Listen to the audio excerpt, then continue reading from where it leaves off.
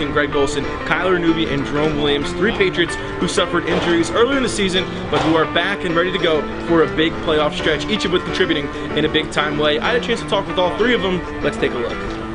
All right, Patriots fans, now we're getting a chance to talk here at Patriots outfielder Greg Golson. And Greg, you were actually the first of the 3 Patriots to come back from injury, but still a worthy question, how are we feeling? Feeling great, man. Just good to be out here and on the field again. Can't wait to get back out there again. So I know it was a wrist injury off of a hit by pitch. You want to tell the fans a little kind of what the injury was, what you did to kind of get back to where we are today?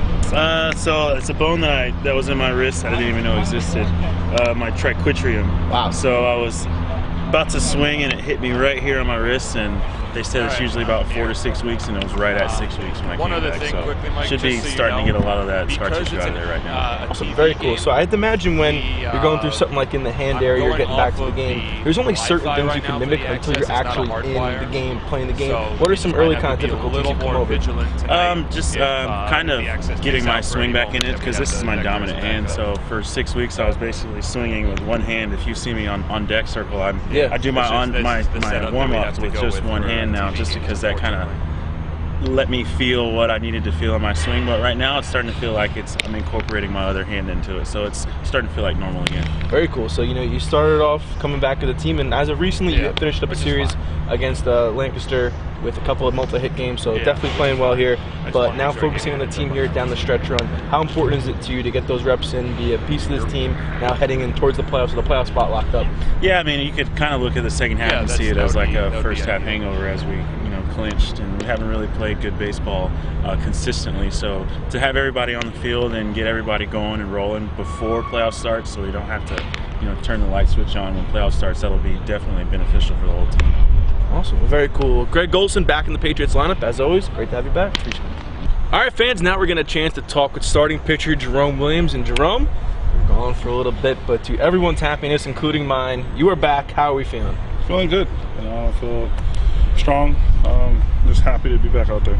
That was an injury that had you away for, I'd say, about 2 months, and I saw you here almost every day working that thing out. What was that process like for you to be injured, then come back, and now finally be back? It was tough. Seeing the guys, go out there, even just playing the game, it sucks, because I like to play the game a lot too. I like to have fun, and not being out there, not contributing, and kind of made me feel real down.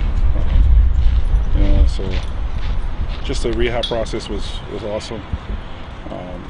Being around the guys was good for me.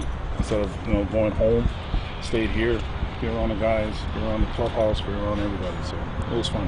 I mean, you're certainly still part of the team. We saw you in the dugout in the clubhouse, but now you're going to be part of this team on the field. What's going to be like to not just join your guys again? You have 1 start under your belt, another outing coming up, showing up soon, but then to be a part of the team on the field as well as down the stretch run heading towards the playoffs.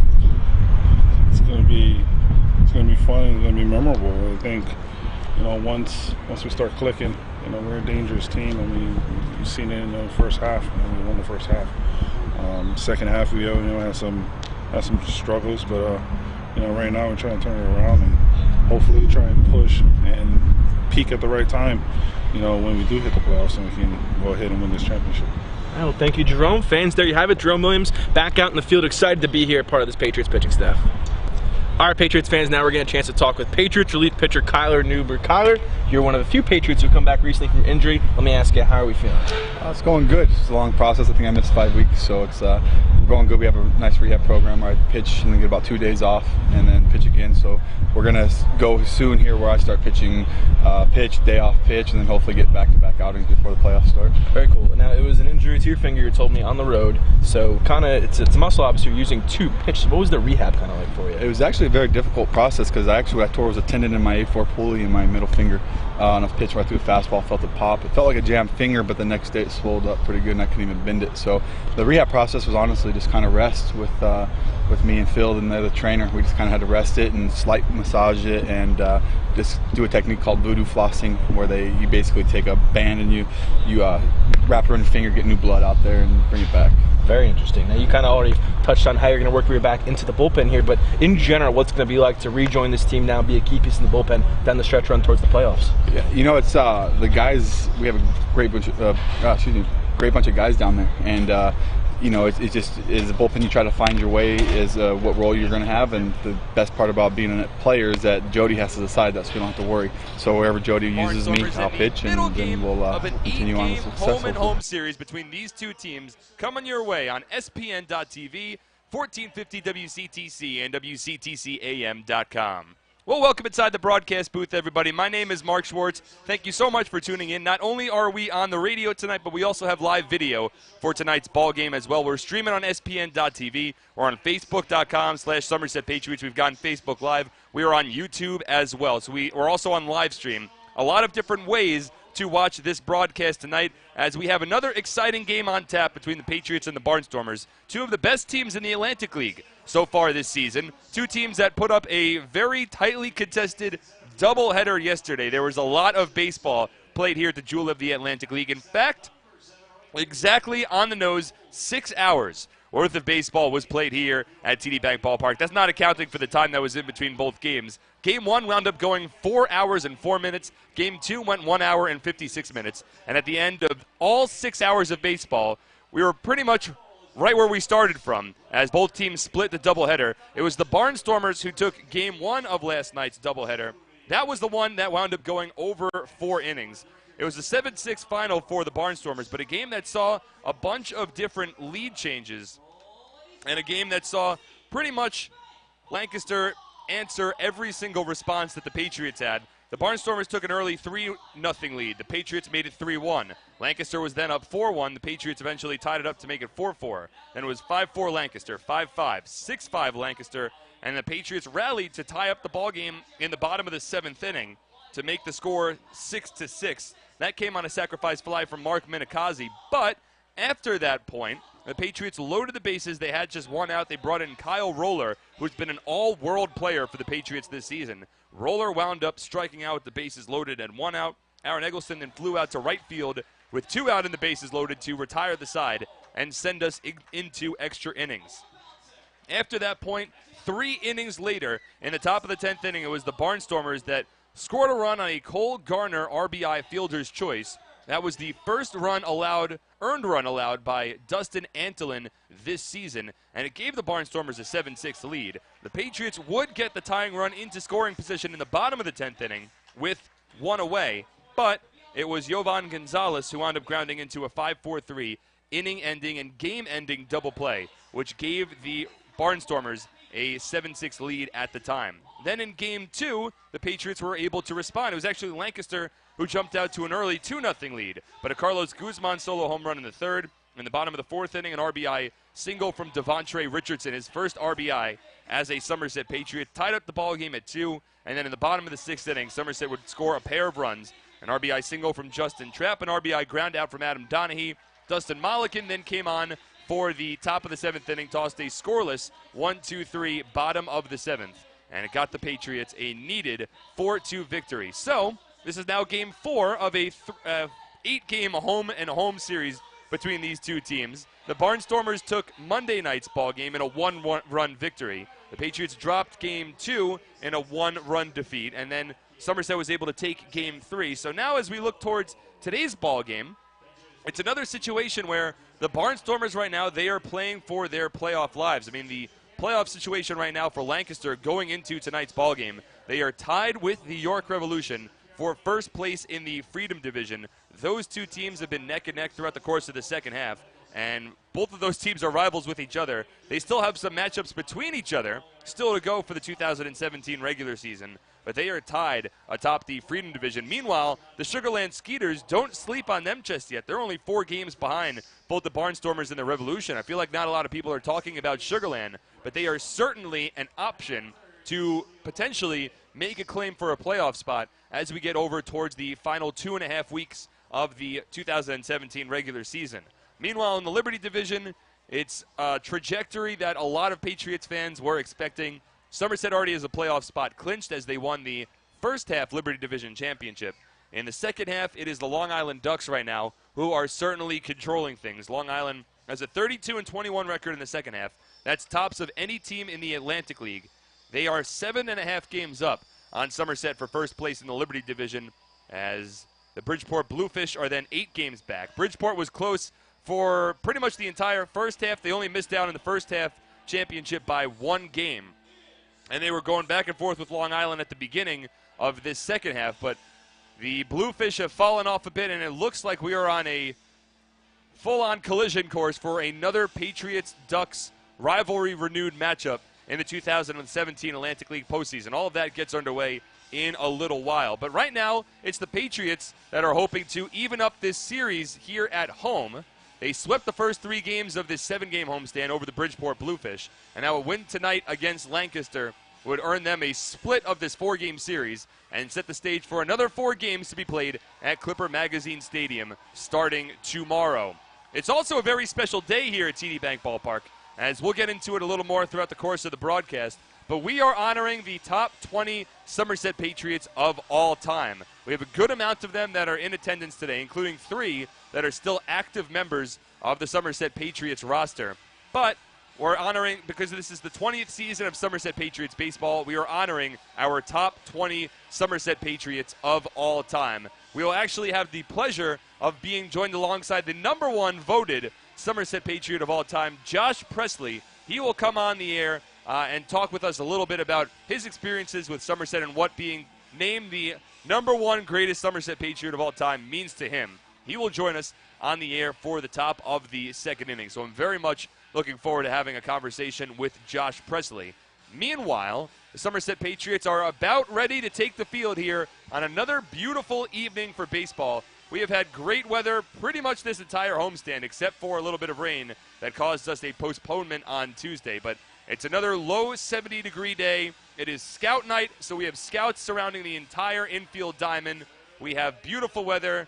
We have the top 20 Patriots promotion going on, and now we have Mike Antonini leading the Patriots onto the field, which means it's time for us to take a breather. But when we return, we will go over the TD Bank starting lineups. We'll set up the pitchers matchup between Somerset and Lancaster and get ready for first pitch. All that coming up next on SPN.TV, 1450 WCTC, and WCTCAM.com.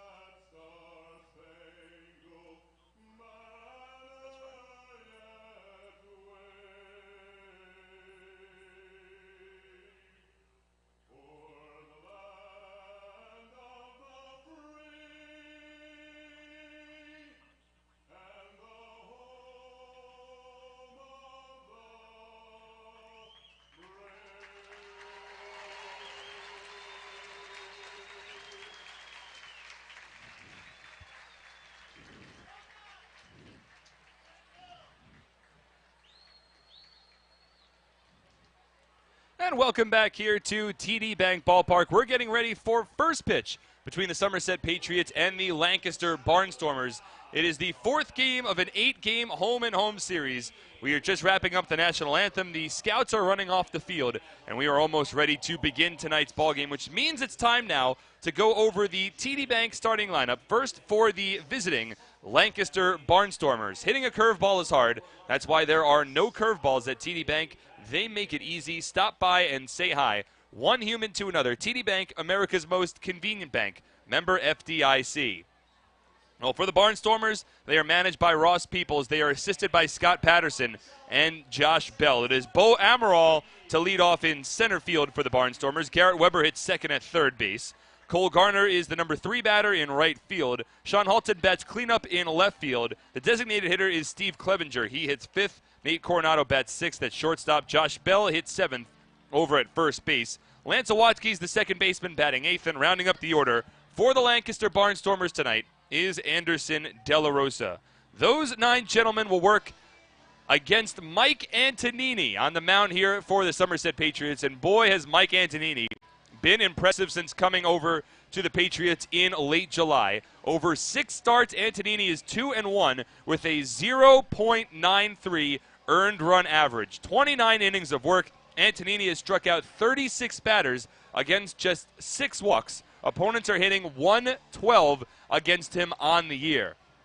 Antonini has absolutely taken this league by storm, and he hopes to continue a remarkable amount of success against the Lancaster Barnstormers team that he has faced one time already this season. It came back on August 13th.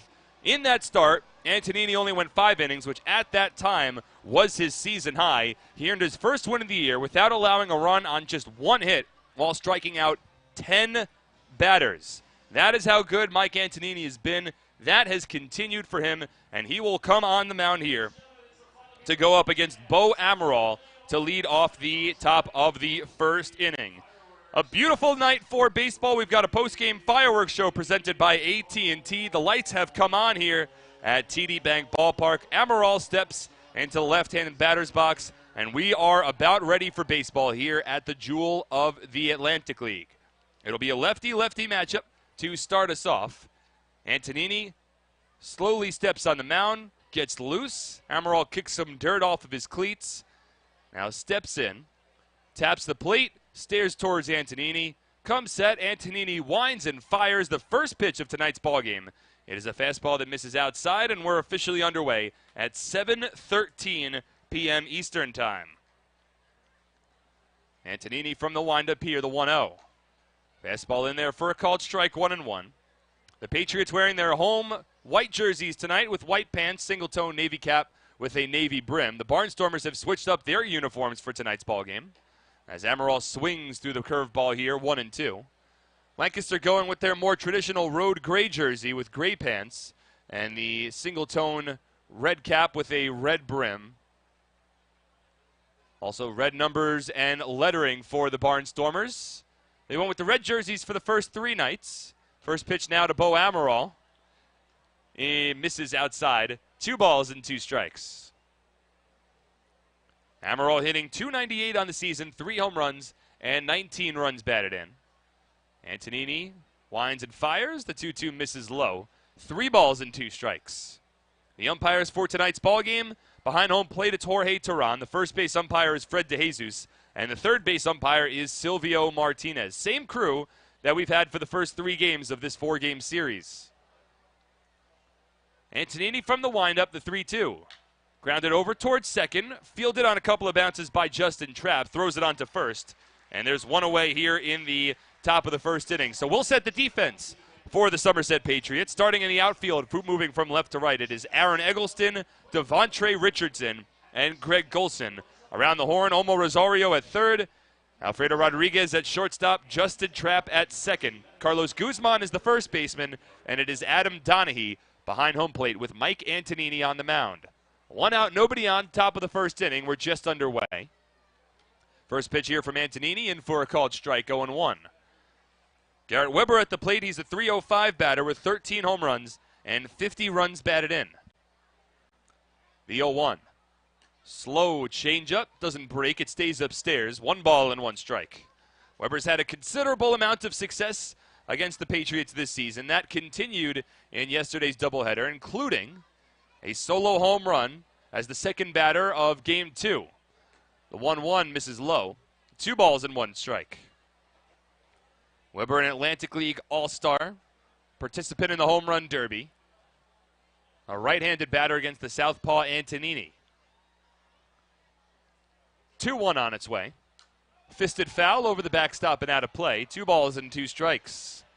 Nice-sized crowd on hand here at TD Bank Ballpark. Fans will continue to file in with the post-game fireworks show coming up after the game. It's one of only 3 post-game fireworks shows left in the 2017 regular season, and it's amazing that we have already gotten to this point. 2-2 misses inside here, 3-2. I mean, think about it. It is August 31st. This is the final day of August. I mean, I can remember vividly the last time that the Barnstormers were here at the beginning of the season, back in late April. 3-2, it misses upstairs, ball 4. So Mike Antonini walks Garrett Weber, and a couple of uncharacteristic pitching sequences from that Antonini against the first 2 batters of this ballgame. Antonini has been lights out with his command. He's only issued 6 walks over 29 innings of work on the year. But he allowed a 3-ball count to Bo Amaral and now issues a walk to Garrett Weber. So Antonini, who's been very efficient with his pitch counts as well so far this year, he's already at 12 pitches, 2 batters into this one. He'll work from the stretch for the first time tonight as Cole Garner now steps in. First pitch here to Garner. It misses low. 1 ball and no strikes. Well, I'm sure that the Barnstormers will have a slightly different approach against Mike Antonini tonight than the last time they faced him when Antonini struck out 10 batters over 5 innings. It set a season high not only for Antonini but for any Somerset Patriots starting pitcher. Garner fouls this one off. 1 ball and 1 strike.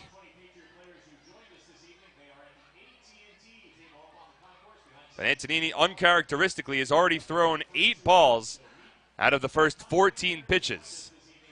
He's barely walked any batters. He's also barely allowed any hits. I mean, it seems kind of simple to say, but he has seldom allowed a base runner so far in his first 6 starts as a Patriot. From the stretch, the 1-1, fisted foul over the screen and out of play. 1 ball and 2 strikes. Garner hitting .301 on the year, 6 home runs, and 30 runs batted in. Now in his 4th year in the Atlantic League, played with the Southern Maryland Blue Crabs in 2013, the Barnstormers in 2014, New Britain Bees last year, and then back to Lancaster this season. And he's hitting in the middle of the lineup for the Barnstormers. The 1-2 misses upstairs, 2 balls and 2 strikes. I mean, Garner right now is being asked to be a middle-of-the-order batter for Lancaster, in large part because of how many players have had their contracts purchased from the Barnstormers. They're also dealing with some injuries right now. Trayvon Robinson is currently nursing an injury. Lastings Millage also on the DL. The 2-2 is softly grounded at third, fielded by Rosario to second for 1. Turned to first. It is in time, and that retires the side. A 5-4-3 double play, and Antonini works his way through the top of the first. No score as we move to the bottom of the first on 1450 WCTC and WCTCAM.com. Are you ready for some family fun? Have a ball with everyone. It's a slam and hit. Come on and get patriotic. Hi, I'm Sparky Lyle. I'm going to be at the ballpark all year long, and so should you. It's an all-star season. It's a slam and hit. Come on, get patriotic.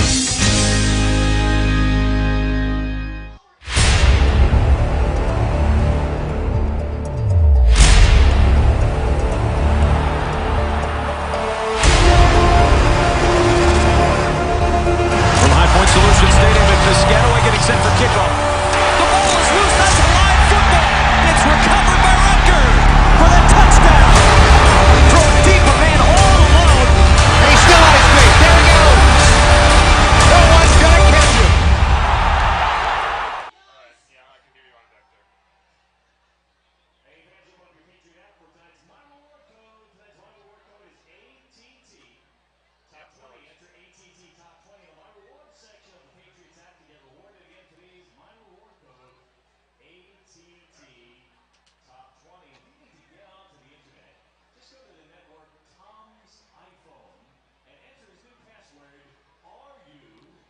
Bottom of the first inning here at TD Bank Ballpark. Mark Schwartz on 1450 WCTC. We've got Mike Lawrence running the boards back at our WCTC studios. We also have our full SPN.TV crew and the broadcast booth right next to me, bringing the video for tonight's ball game as well.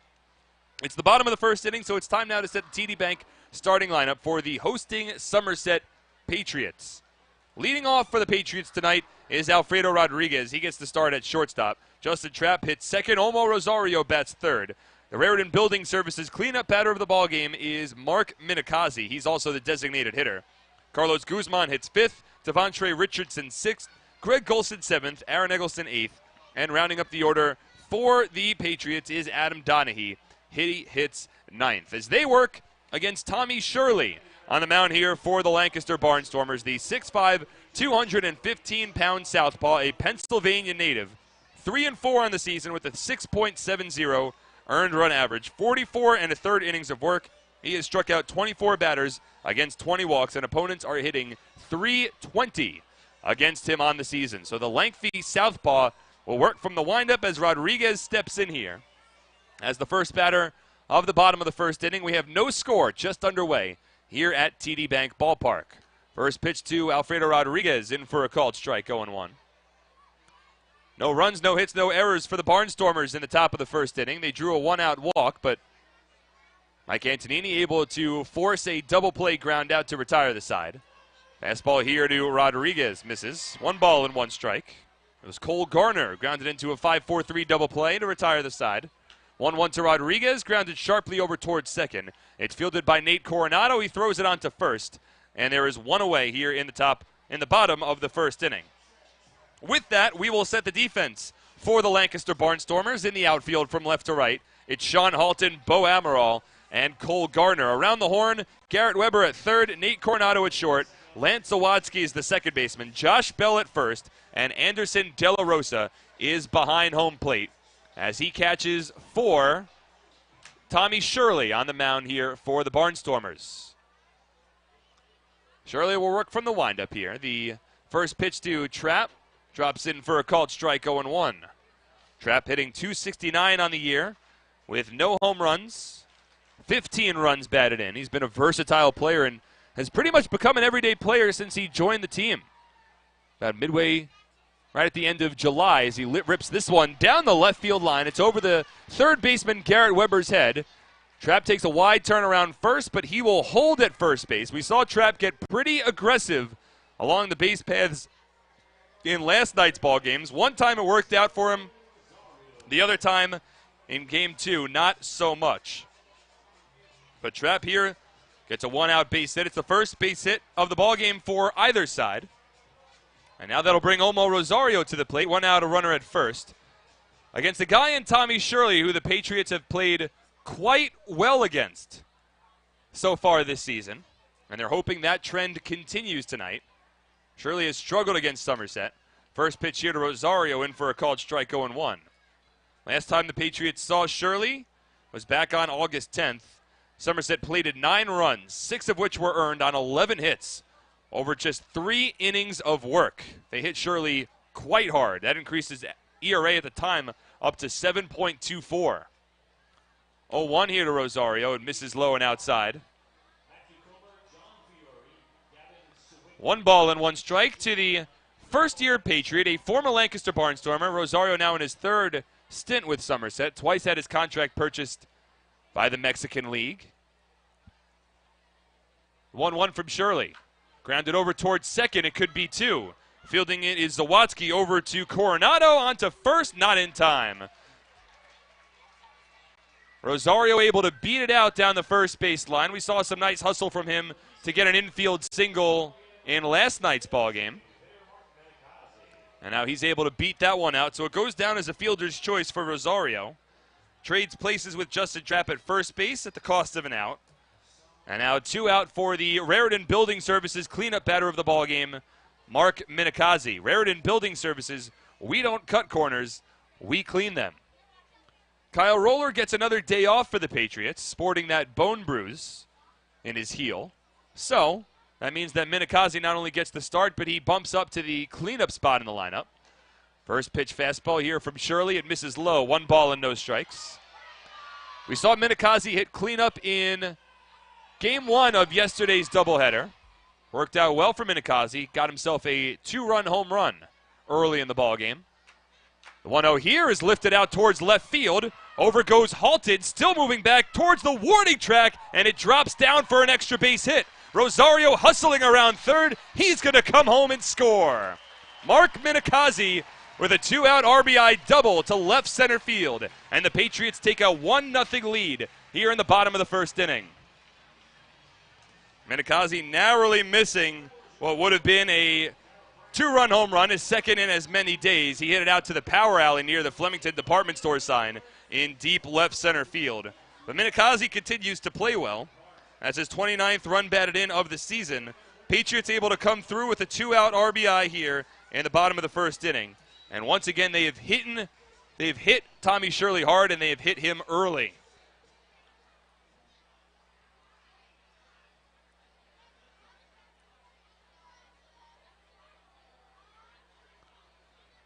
So there's 2 out now with a runner over at second base. The inning continues for Carlos Guzman.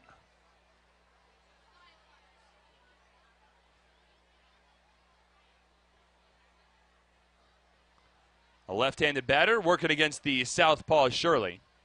Minikazi with the 2-out RBI double. He leads off of second. Shirley comes set. First pitch to Guzman. Fastball at the knees for a called strike, going 1.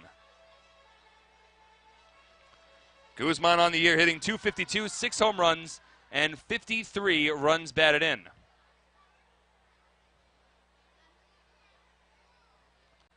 Pitch here, grounded softly down the first base line. It rolls foul. 1 ball and 1 strike. Now, Guzman had a solo home run in Game 2 of last night's doubleheader. It was his 6th home run of the season and his 993rd career base hit.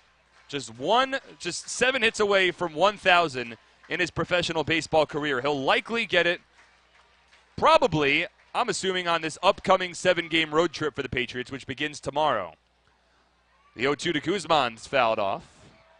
Carlos hoping to continue this rally for the Patriots.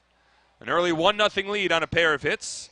Justin Trapp singled with 1 out, traded places with Olmo Rosario on a fielder's choice. And then Minikazi brought Rosario home on the RBI double. So Minikazi remains in scoring position. Tommy Shirley about to fire in his 14th pitch of the inning. From the stretch, the 0-2, it's grounded towards the middle, and it's going to get through into center field. Minikazi's going to get waved home. Here comes the throw from Amaral. It's offline. Minikazi scores, and on to second base goes Carlos Guzman. Back-to-back 2-out RBI base hits for the Patriots, and they lead 2-0 here in the bottom of the first inning. 54th run batted in of the year for Guzman. That is second best on the team. He scores Minikazi, and in addition to that, Guzman able to get himself into scoring position, advancing to second on the throw. So back-to-back 2-out base hits. Somerset leads 2-0. And that'll bring Devontre Richardson now to the plate. Richardson had a very strong doubleheader for Somerset last night. First pitch checks his swing, fouls it off down the first base line into the stands. No balls and 1 strike. Richardson now playing in his 4th game with the Somerset Patriots. Went 0 for 3 with the walk in his first game. It came Monday night. This is the first series for Devontre Richardson. But 5 for 11 overall as he grounds this one towards second base. It's fielded by Coronado. Collects, fires to first in time, and that retires the side. But the Patriots plate 2 runs here in the bottom of the first inning. Those 2 runs coming home to score on 3 hits, no errors, and 1 runner left on base. We move to the top of the second inning. Patriots lead 2-0 on 1450 WCTC and WCTCAM.com. Patriots are the 2008 Atlantic League champions!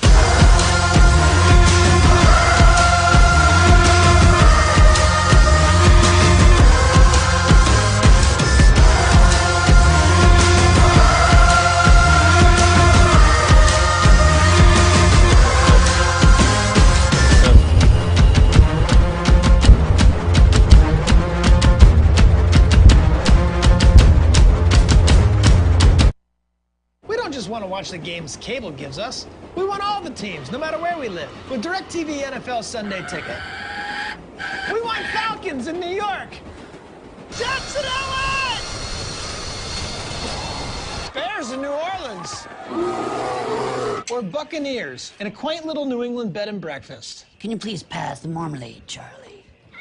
I sure can, Crazy Pirate. Switch to DirecTV and get every game every Sunday with NFL Sunday Ticket. Call 1-800-DirecTV.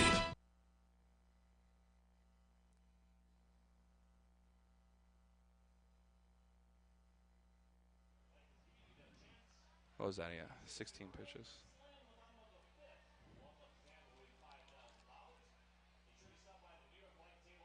All right.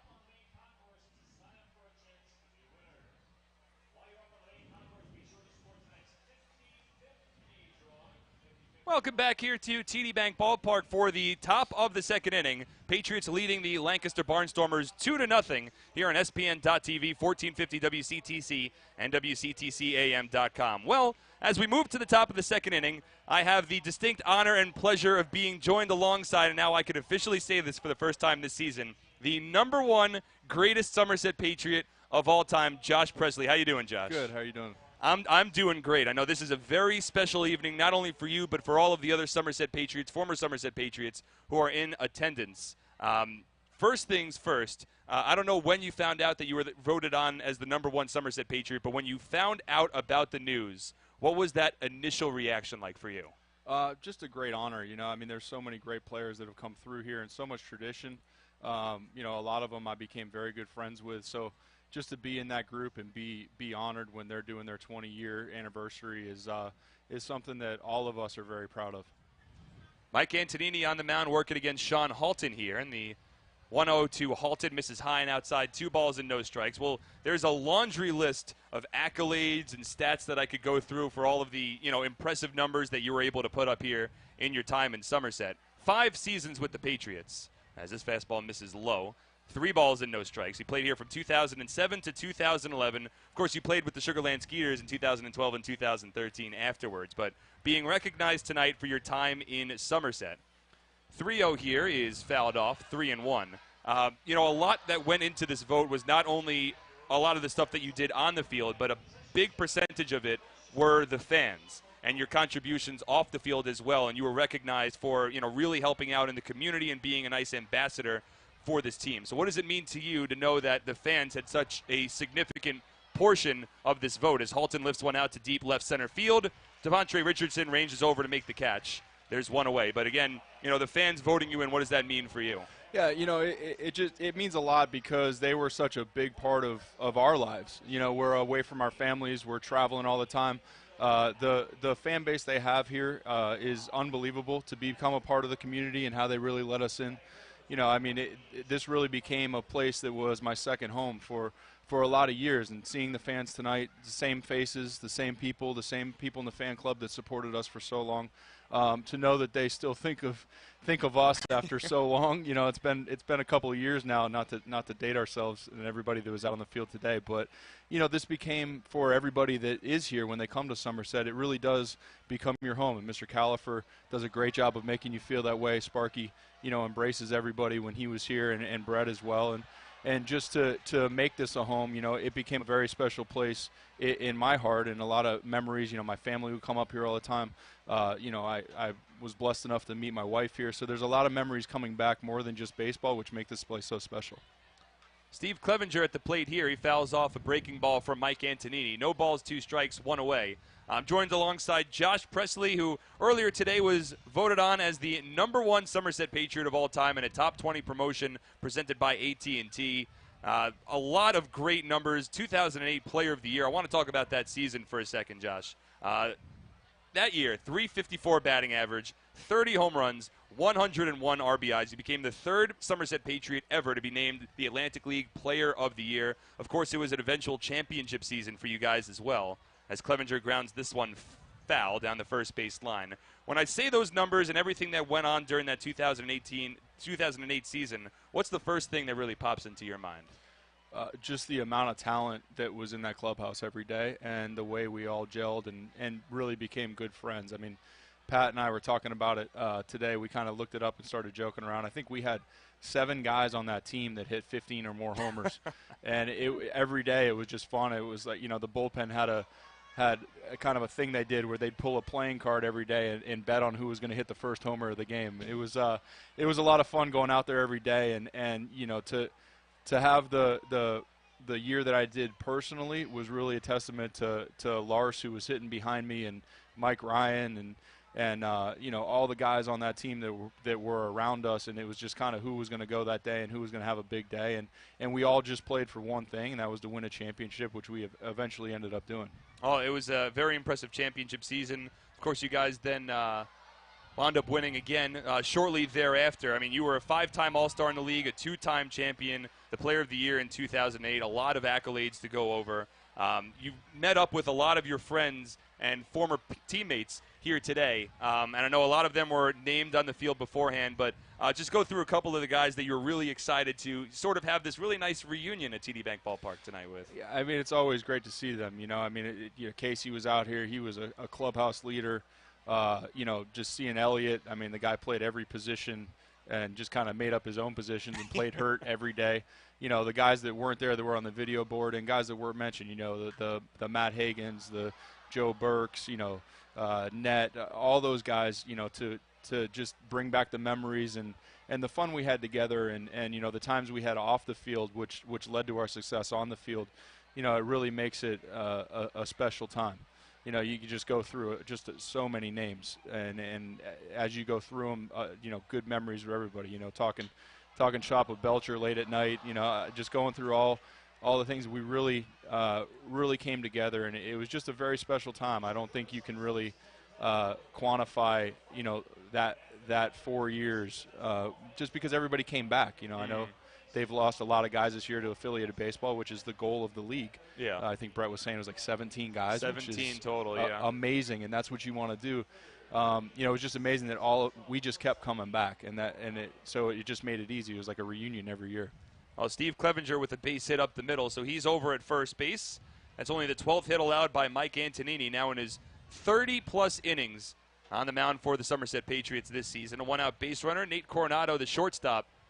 He'll step in, bat from the right side. First pitch to Coronado, misses inside. 1 ball and no strikes. Well, you mentioned about some of the talent level that's in this league this year and the guys that have had their contracts purchased from Somerset. You were in the league as recently as 2013, but I know that you still follow the league closely. How have you seen the league really evolve from your time here starting in 2007 to where we currently are, which is now 10 years after the fact? Obviously leagues evolve, players evolve, and the times change. I think really from my perspective, the league has evolved, outside of the bubble of the league, where it's gained a lot of respect from affiliated baseball. I think the talent has always been there. There's been a lot of guys that have played here that are incredibly talented, and as they've played and as the league has gotten a reputation, affiliated baseball has taken notice, and I think it's awesome. The managers, I played with Ross Peoples, played against him, played with him, with Brett. They really understand that it's about pushing people and getting them out, and then it's on us once we get out to tell them that we played in the Atlantic League and show what we can do, and a lot of those guys are really doing that and making the league proud. 1-2 is grounded back to Antonini. It hits off of his shin, it looks like, and then bounces down the third base line. It's a fair ball. It's an infield single for Nate Coronado, and now the Patriots trainer, Phil Lee, will come out to the mound to make sure that everything's all right with Antonini. Bit of a scary moment considering how successful Antonini has been so far with the Patriots this season. Again, a 2-1 record with a 0.93 ERA over his first 6 starts, 36 strikeouts against 6 walks. And with all of the players having their contracts purchased from the Patriots this season, Antonini potentially having to be taken out of this ballgame would be a pretty difficult situation for Somerset. Also considering the fact that the Patriots wound up playing a single admission doubleheader yesterday, over 6 hours worth of baseball, a lot of relievers used, but it looks like Antonini's going to stay in, which is certainly a good sign. There'll be runners at first and second with 1 away for Josh Bell. Again, I'm being joined alongside Josh Presley, who was recently, earlier today actually, announced as the #1 greatest Somerset Patriot of all time, and a promotion all season long promoting the 20th year of Somerset Patriots baseball. Did you find out today? When did you find out that you were the #1 greatest Patriot? I found out about a week ago. Mark gave me a call and kind of gave me a heads up and asked me if I was going to be available to come up. And of course, it was no question that I was gonna come up and see everybody. So it was about a week ago. He couldn't divulge too early, I guess. Yeah. But, well, you mentioned earlier all of the different teammates, guys that you're here with today, guys who you saw on the scoreboard, different names that were mentioned. Did it come as a surprise to you at all? Was it something that you were expecting, or was it more of a surprise when you found out that you were voted as the #1 Somerset Patriot? I don't think anybody could expect that. It's like I said, it's an unbelievable honor, and there's a lot of guys that were out there, and a lot of guys in general that I played with that I felt we could not have won and done what we did without. So so many great players. You look at those those numbers as they flash across the screen. I mean, Billy stole 106 bases, 108 attempts. Net was here for 9 years and was hitting 20 homers a year every year. Hutt's been here forever, won countless championships. And there were so many people before us, that I didn't really know, that I had heard of, and so many people that it was definitely a surprise, and it was a very, very big honor to be put just in the same category as those guys. 1-2 pitch here to the switch hitting Josh Bell. He bats from the right side. It's a fastball that misses inside. 2-2. There's runners at first and second with one away here in the top of the second inning. Patriots just took a 2-0 lead in the bottom of the first, but the Barnstormers are threatening. Mike Antonini, who has been lights out for the Patriots so far, he's found himself in a bit of difficulty. He's already north of 40 pitches with just one out in the second. The 2-2. Swing and a miss, strike 3. Pulled the string out against Josh Bell, the Barnstormers hitting coach / starting first baseman tonight. That is the first strikeout of the ballgame for Antonini. Now 2 away as Lance Awatsky steps to the plate. Again, I'm talking with Josh Presley, a 5-year Somerset Patriot from 2007 through 2011, 5-time All-Star in his 5 seasons, a 2-time Atlantic League champion, one of 3 players for the Patriots to earn the Player of the Year honors in the Atlantic League. And I'm going to ask you a really broad question here, broad strokes, and I know it's going to be difficult because you have a lot going on. We talked about the 2007-8 season for you and how special that was. But if you look at your entire time here, the 5 years that you spent in Somerset, if you had to pencil down one memory or one thing that really stands out for you in your time here, for all of the fans that are listening that followed your career closely, what would that one memory that really stands out for you be? That's I told you it's a broad question. It's very broad. I don't know that I could really even begin to total up all the memories that were made here. There's some that stand out. Again, winning the championship, watching Travis Anderson hit a home run and walk off a championship, seeing Jason Standridge.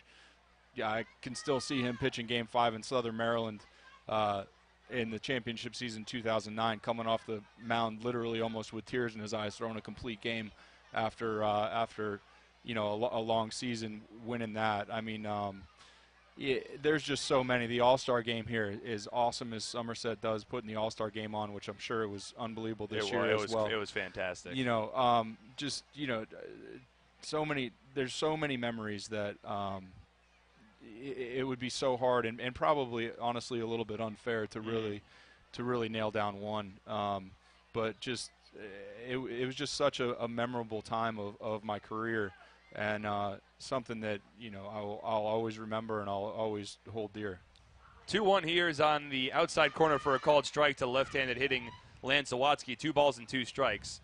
One other thing quickly, I wanted to get it in. I was actually talking with Sparky Lyle earlier today, and, man, he had a smile on his face ear to ear when we just started listing off all the guys that were going to be in attendance for today's ball game, yourself included. What was it like seeing Sparky again? I think it was you that I saw had a really nice warm embrace with him down on the field. Yeah, it's been a while since I've seen Spark. We went through some great times together and some tough times. It wasn't all smooth sailing while we were here. There was a lot of adversity, a lot of things that you go through in a season, he was always laughing, always in a good mood, and really preached clubhouse and family and building a team. You know, he was the first guy to take somebody that may not have been as talented or didn't have the resume and put him in the clubhouse because they fit. And the first guy to let somebody go if they didn't fit, no matter how talented they were, which is a testament to the Somerset family in general. But it was great to see Spark. You know, he's got that laugh that's just contagious. Oh, yeah. And, you know, some of those memories probably they're clubhouse times that can't be shared. But we've had some great times together, and you know, he is the face of Somerset Patriot baseball, and always will be. Well, Josh, again, congratulations being named the #1 greatest Somerset Patriot of all time. I'll let you enjoy the rest of your evening, but I very much appreciate you taking the time to join us on the air. And once again, from the entire Patriots family, congratulations. Thank you very much. No problem. That was Josh Presley. We'll take a break, come back on SPN.TV, 1450 WCTC, and WCTCAM.com. Looking for incredible savings and selection on leading brands of furniture and bedding? Visit Flemington Department Store. Family owned and operated for over 50 years. Our 2-acre showroom features the brands you want, all at exceptional values. Flemington's highly trained furniture experts are not on commission, so you can experience a pressure-free and informative shopping experience. Come explore the best-kept secret in New Jersey at the Flemington Department Store on Route 31 in Flemington. I would imagine behavioral health care would be, Behavioral health care? I've heard of it, but I don't know. I really couldn't tell you the difference. help with their emotional and mental health. I'm not really sure. Carrier Clinic thinks differently about behavioral health care, applying new scientific advances to treat mental illness and addiction, replacing routine care programs with alternative treatments and new measurable levels of compassionate care. For the best in behavioral health care, think Carrier.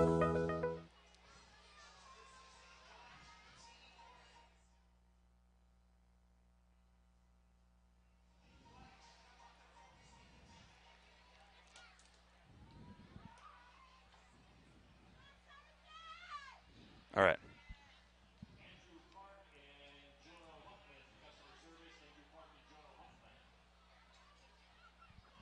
Welcome back to TD Bank Ballpark for the bottom of the second inning. Somerset Patriots leading the Lancaster Barnstormers 2-0. As Greg Golston steps to the plate, takes a fastball from Tommy Shirley. It's a 1-1 count to lead off the bottom of the second. 2 runs, 3 hits, no errors for the Patriots. No runs on 2 hits. And no errors for the Lancaster Barnstormers. Shirley works from the windup, and the pitch to Golson misses low and inside. 2 balls and 1 strike.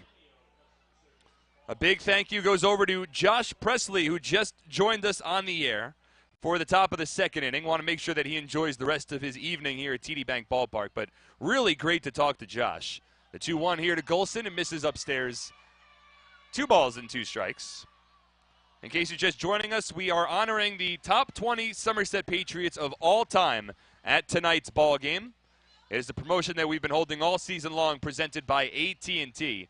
And it was announced earlier today at noon that Josh Presley was the #1 greatest Somerset Patriot of all time. It was voted on by the fans. It was voted on by some of the old beat reporters and media members that have followed this team for a long time. Golson swings and lifts this one out to right field. It's playable for Cole Garner. He makes the catch. And there's 1 away. So really the criteria for these players to be named the greatest Somerset Patriot of all time, it came down for a couple of different categories, and it wasn't only on the field success but off the field success as well. And you know, you could just hear from the way that Josh talked so lovingly about this organization. He was an ambassador for this team in his 5 years here. Really great guy, and really embraced what it meant to him to be a Somerset Patriot, and it certainly shows in the way that he talks about this franchise still, as Aaron Eggleston takes a called strike 0-1. And I mean, he flew up from Fort Lauderdale earlier today just to be here tonight, to be honored on the field and to enjoy this with some of his former teammates, as Eggleston rips a base hit into center field right over Tommy Shirley on the pitcher's mound. Eggleston stays hot. That is the 4th hit of the ball game for the Patriots. And a 1-out base runner. That'll bring Adam Donahue to the plate. So right on cue, as we are talking about some of the greatest Somerset Patriots of all time, Aaron Eggleston is certainly in that category, as is Adam Donahue, who steps to the plate right here. I mean, both of those guys, in fact, were listed among the top 20 Somerset Patriots of all time. It's been a promotion that we've been running all season long. Eggleston and Donahue were both featured. Donahue was actually the first name that was mentioned. He was named the number 20 Somerset Patriot of all time. He is now in his 5th season wearing a Patriots uniform. As the first pitch, curveball from Tommy Shirley misses outside, 1-0. A lot of top 20 Patriots in attendance tonight. Number 19, Corey Smith is here. Number 18, Casey Cahill is here. Number 17, David Vidal. Of course, he is playing right now in the Miami Marlins organization for the AA Jacksonville Jumbo Shrimp. But he sent us a nice video that was played on the field before the game as well. Justin Jensen, number 14, is here. Number 13, Elliot Ayala is here as well. Matt Hagan sent us a video, number 12. Aaron Eggleston, who now leads off of first base, he was listed as number 11. Travis Anderson gave us a video at number 10. Brian Adams at number 7 gave us a video. Emiliano Escandon at number 5. And then, of course, John Hunton at number 4 is here.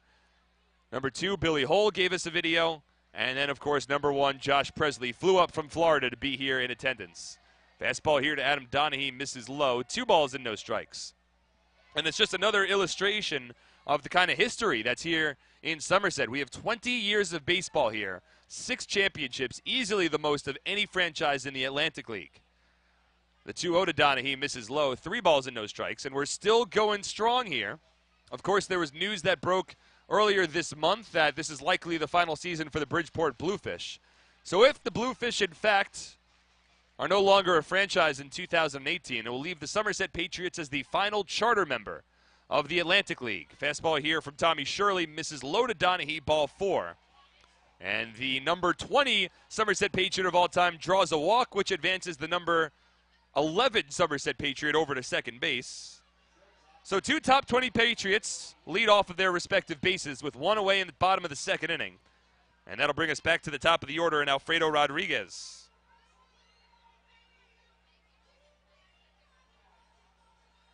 Rodriguez grounded out to short his first time up. Patriots leading 2-0 with 1 away in the bottom of the 2nd inning. 2 runs, 4 hits for the Patriots. First pitch to Rodriguez, a breaking ball, drops in for a called strike, 0-1.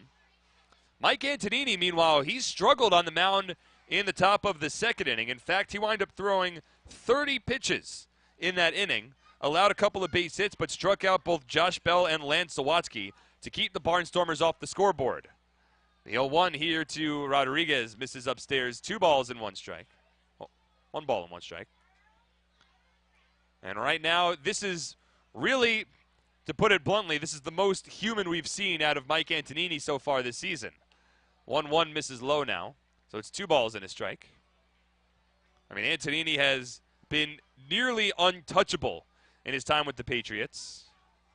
And if he's able to work around an evening like tonight where it's clear he doesn't have his best stuff, but still manage to keep the Barnstormers off the scoreboard, this one's on the inside corner for a strike, 2-2, then that just adds to the impressive ledger that Antonini has already collected so far in his first 6 starts as a Patriot. Right now, Somerset looking for some insurance runs. They lead by 2. Eggleston off of 2nd, Donahue off of 1st. Rodriguez at the plate.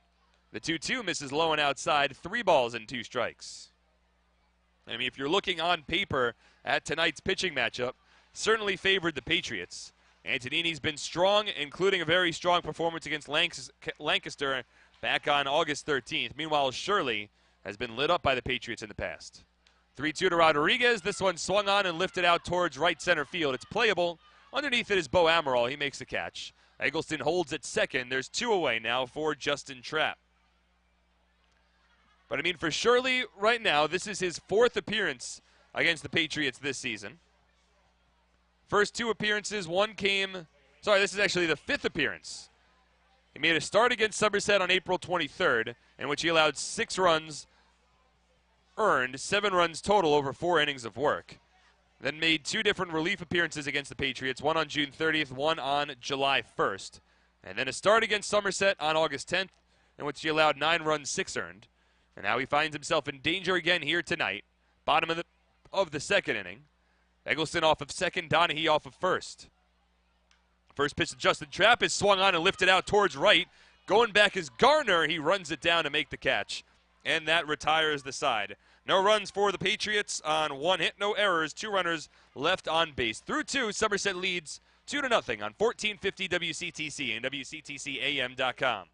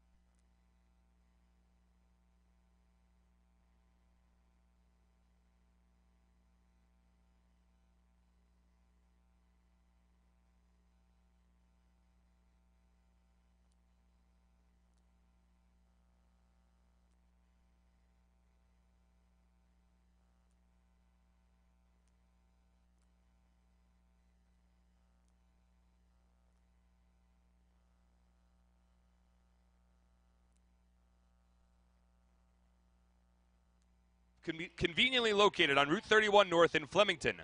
Open 7 days a week to serve Hunterdon County and Central New Jersey. HealthQuest provides high-quality family fitness, wellness, and athletic opportunities in an optimal, educational, friendly, and entertaining environment, utilizing state-of-the-art facilities available to the entire community. Save time checking online with the Supercuts mobile app. Download it now from the App Store or Google Play. When it's time for a haircut, save time checking online using their convenient mobile app or at supercuts.com. Mike Antonini will come back out for the top of the 3rd inning. Doesn't have his best stuff yet today, but he has kept the Barnstormers off the scoreboard through the first 2 innings.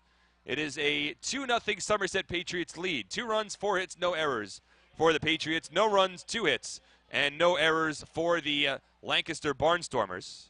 Mark Schwartz here on SPN.TV, 1450 WCTC and WCTCAM.com. First pitch coming from Mike Antonini. It's a fastball in there for a called strike to the right-handed hitting Anderson De La Rosa, 0-1. We've got Mike Lawrence running our boards back at the WCTC studios over in Somerset. 0-1 here to De La Rosa, swung on and missed, 0-2. We've got Chris Drabick, Jonathan Danica, and a man that owns more Baltimore Orioles gear than any other person in the world, Ed Fagan, running our SPN side of things in the broadcast booth to my left. As a fastball here misses high and inside to Anderson De La Rosa. 1 ball and 2 strikes. It'll be De La Rosa to lead off the top of the 3rd. Before we move back to the top of the order, Bo Amaral and Garrett Weber. 1-2's fouled off. Antonini's allowed a couple of hits and a walk so far over the first 2 innings. Pitch count now north of 50.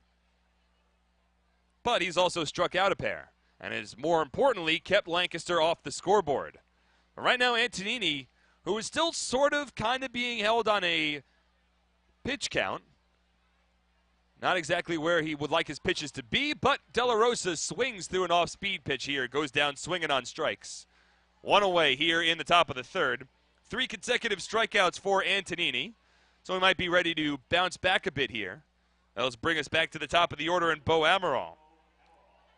I mean, for Antonini, his last time out, he wound up tying a season high in 6 innings of work against the Bridgeport Bluefish. He also set a season high with 96 pitches on that August 25th start, but it was another successful outing for Antonini. Held the Bluefish off the scoreboard, allowed just 3 hits, 1 walk while striking out 9. As Bo Amaral here takes an off-speed pitch outside. 1 ball and no strikes. Of the 6 appearances that Antonini has made with the Patriots this season, he's only allowed a run in 2 of them. The 1-0 drops in for a called strike 1-1. And one of those 2 outings in which he allowed a run, it's hard to really blame him because that was against the Southern Maryland Blue Crabs on August 19th, and that was a game that he carried a no-hitter into the 7th inning in what was a 7-inning ball game. It was the back end of a single-admission doubleheader. He works from the windup here. The 1-1 to Amaral comes inside. 2 balls and 1 strike.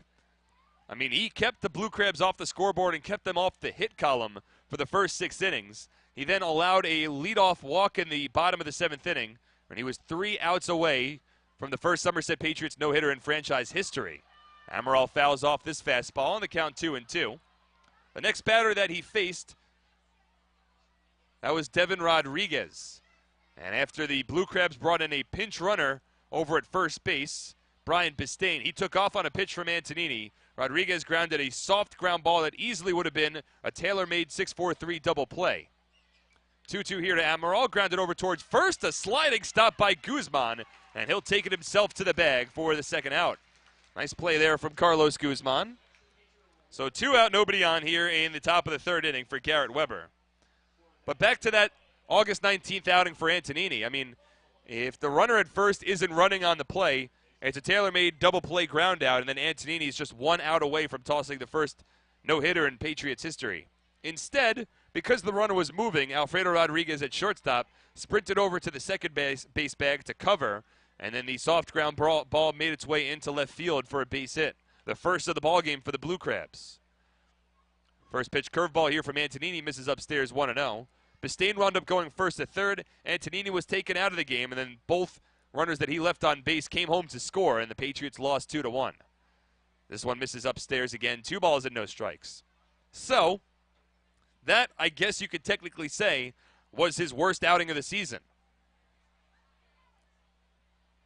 The 2-0 misses upstairs, 2-1, and 3 balls and no strike, excuse me. And when you could say that a pitcher's worst start of the season was one in which he held a no-hitter through 6 innings, probably means the guy's been pretty good. 3-0, swinging and missing is Garrett Weber. A fastball there for Mike Antonini. Weber was given the green light, and he chased one that might have been outside of the strike zone. So 3 balls and a strike now with 2 out, nobody on top of the 3rd. Patriots leading 2-0. Antonini winds and fires. Right down the middle for a called strike, 3-2. So Weber chases one out of the zone on a 3-0, and then takes one down the middle on a 3-1. And now the counts run full. From the windup here, the payoff pitch. This one lifted out towards left, it's deep. Eggleston racing back, he turns around, and that is gone. It's another home run for Garrett Weber. That is his 6th home run against the Somerset Patriots this season. His 14th home run overall this year. And all 6 of his last 6 home runs since the end of June have come exclusively against the Patriots. He gets the Barnstormers on the board. The score now 2-1 in the top of the 3rd. A 2-out solo home run for Weber. I mean, we talked earlier in the season about how Alex Berg was carving up the Patriots as a member of the Long Island Ducks. Well, Garrett Weber has surpassed Berg as the single top Patriots killer so far in 2017. It is unbelievable the amount of success he has had against Somerset. First pitch here from Antonini to Cole Garner. This one skied to right. Underneath it is Greg Golson. He makes the catch, and that retires the side. But the Barnstormers get on the scoreboard. A solo home run from Garrett Weber. 2-1 Patriots as we move to the bottom of the 3rd on 1450 WCTC and WCTCAM.com. Hyundai is prepping for our best 4th of July ever. So what's your best deal? Right now, you can save up to $6,750 on a new Sonata. And here's the best part. America's best warranty comes on any new Hyundai. Any new Hyundai. The 4th of July sales event only happens once a year. That's how we roll. So it's go time. Boom. I'll take this one. Better is the reason to buy Hyundai. And here's another reason to buy now. Hurry into your local Hyundai dealer today and lease a Sonata for an incredibly low $129 a month. Or get up to $6,750 in total save.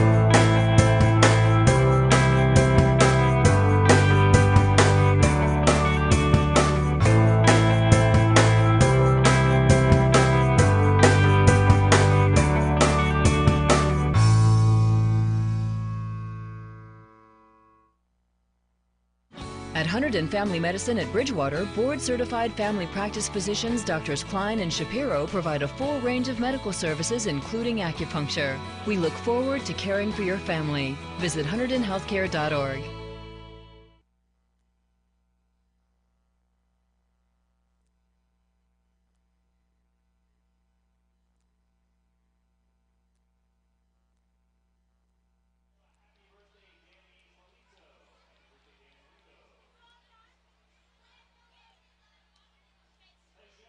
All right.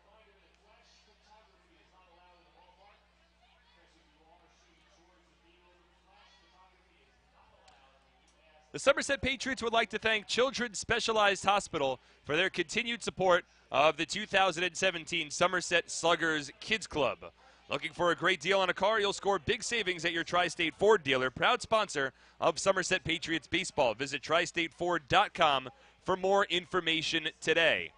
We move to the bottom of the third inning here at TD Bank Ballpark. It's a 2-1 Somerset Patriots lead. 2 runs, 4 hits, no errors for the Patriots. 1 run on 3 hits, and no errors for the Lancaster Barnstormers. Garrett Weber sending a solo home run deep over both rows of advertisements here at TD Bank Ballpark in straightaway left field to get Lancaster on the board. First pitch swinging here is Rosario. Grounds went softly to short, fielded by Coronado. His throw a bit high to first base, but stretching out to make the play is Josh Bell. 1 pitch and 1 away in the bottom of the third inning. And with that, it is time now to give the My Rewards radio code for tonight's broadcast. So go to the My Rewards section of your Patriots mobile app and enter the code CHANCE. CHANCE is your My Rewards code.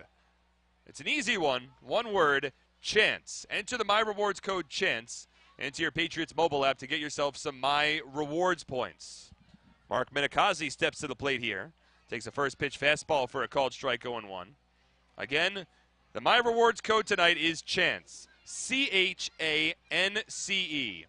CHANCE is the My Rewards code. Go to the My Rewards section of your Patriots mobile app and enter the code CHANCE. C-H-A-N-C-E. This pitch to Mark Minikazi misses low.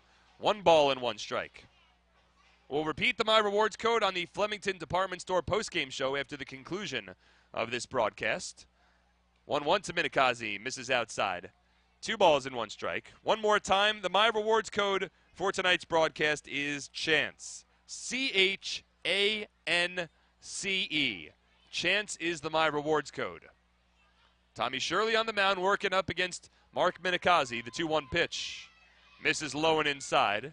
3 balls and 1 strike. Minikazi opened up the scoring for the Patriots in the bottom of the first inning.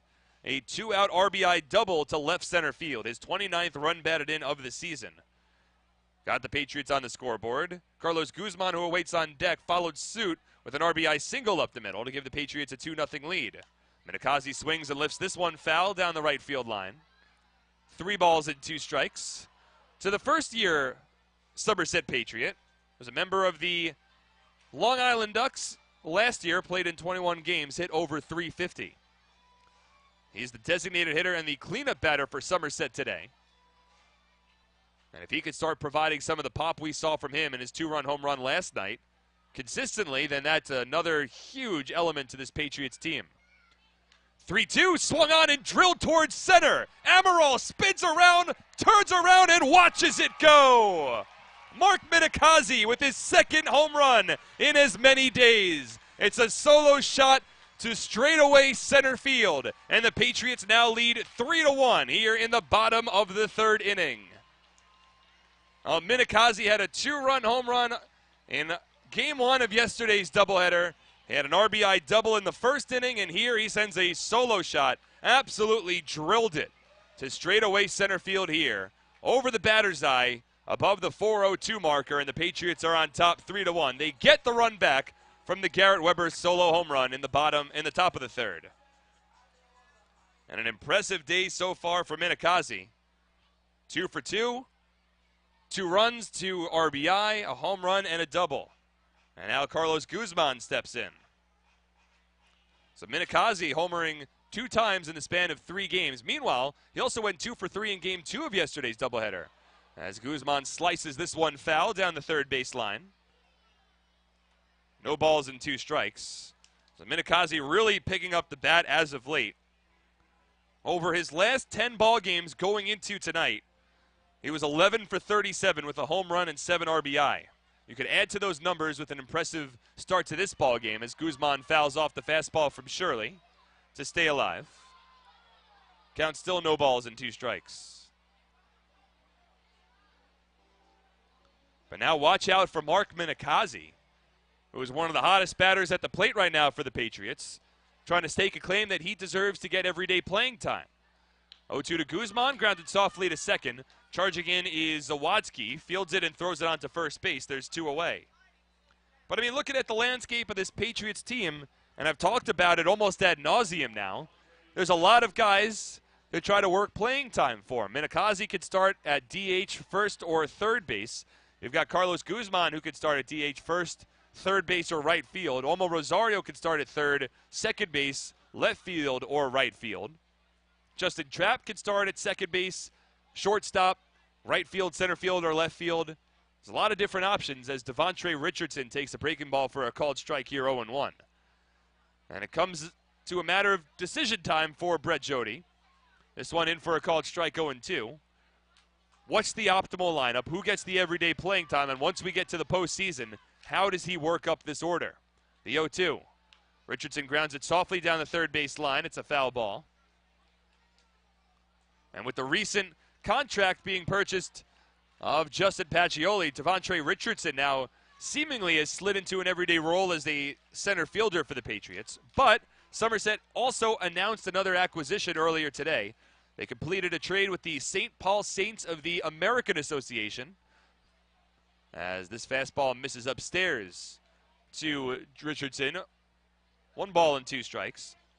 The Patriots acquired Tony Thomas in a trade with the St. Paul Saints, a utility player that's primarily an infielder, but he can play in the outfield.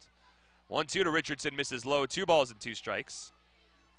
Tony Thomas hit .287 with 17 home runs and 54 RBI over 86 games with the Saints in the American Association earlier this season. And he is on his way over to Somerset. He's active for tonight's ball game. 2-2 to Richardson is ripped foul down the first base line, so he's able to stay alive. So you have Tony Thomas that's coming in as well. And then even after tonight, the rules for the Atlantic League and the way that you can acquire players before the postseason, it kicks into effect starting tomorrow. 2-2 on its way from Shirley. Misses low, 3 balls and 2 strikes. Basically, the way it works in the Atlantic League is that once you get past August 31st, teams then have a window from September 1st to September 11th to finalize their postseason rosters. During that span, teams can only add a maximum of 2 players. Richardson fouls this one off, 3-2.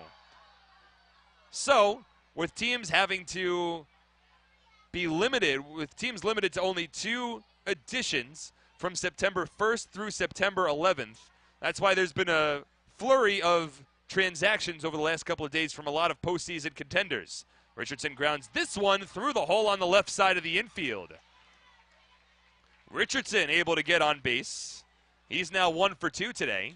Now 6 for 13 to begin his Patriots career. And a 2-out base runner for Somerset will bring Greg Golson to the plate. But that's one of the reasons why Somerset made the decision to bring in Devontre Richardson, which wound up making sense after Justin Pacioli was announced to have his contract purchased by the Red Sox. It's why the Patriots finished off their acquisition of Tony Thomas earlier today.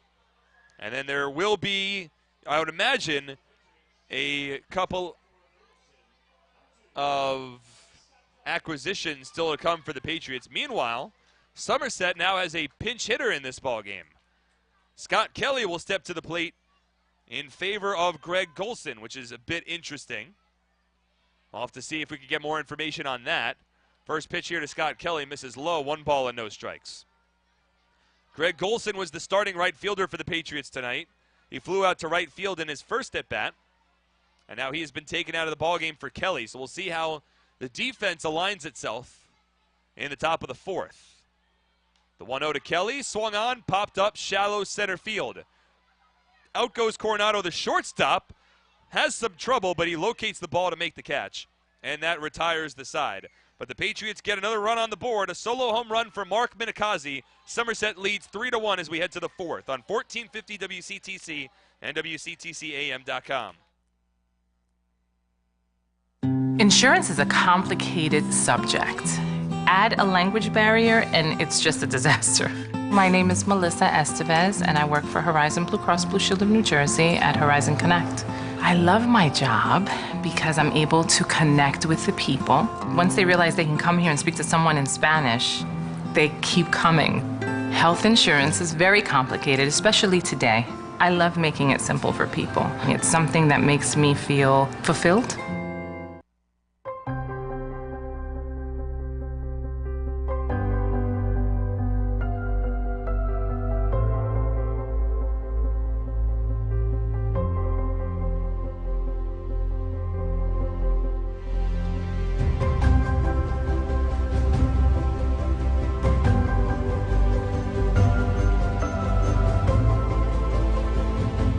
Visit BellariDesign.com to learn more today.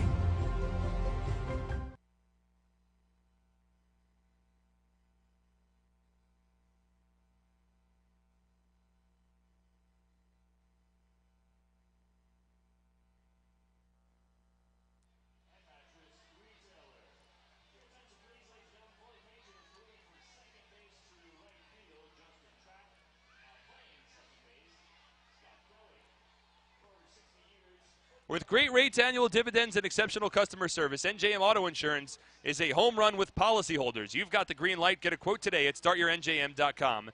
NJM, extraordinary value in auto insurance.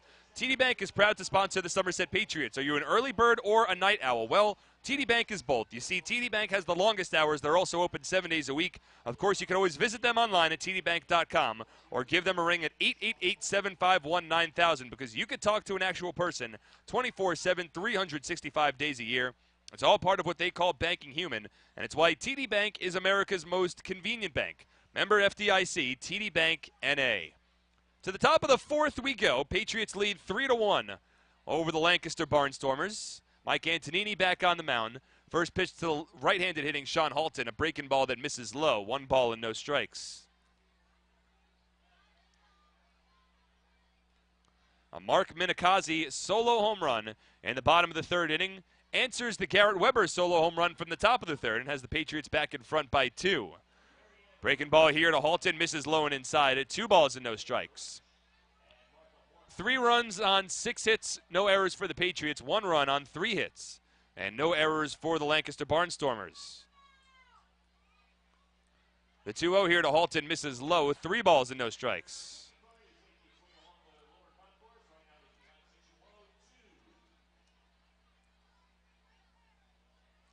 Minikazi giving the Patriots the lead. The 3-0 here from Antonini, in there for a called strike, 3-1.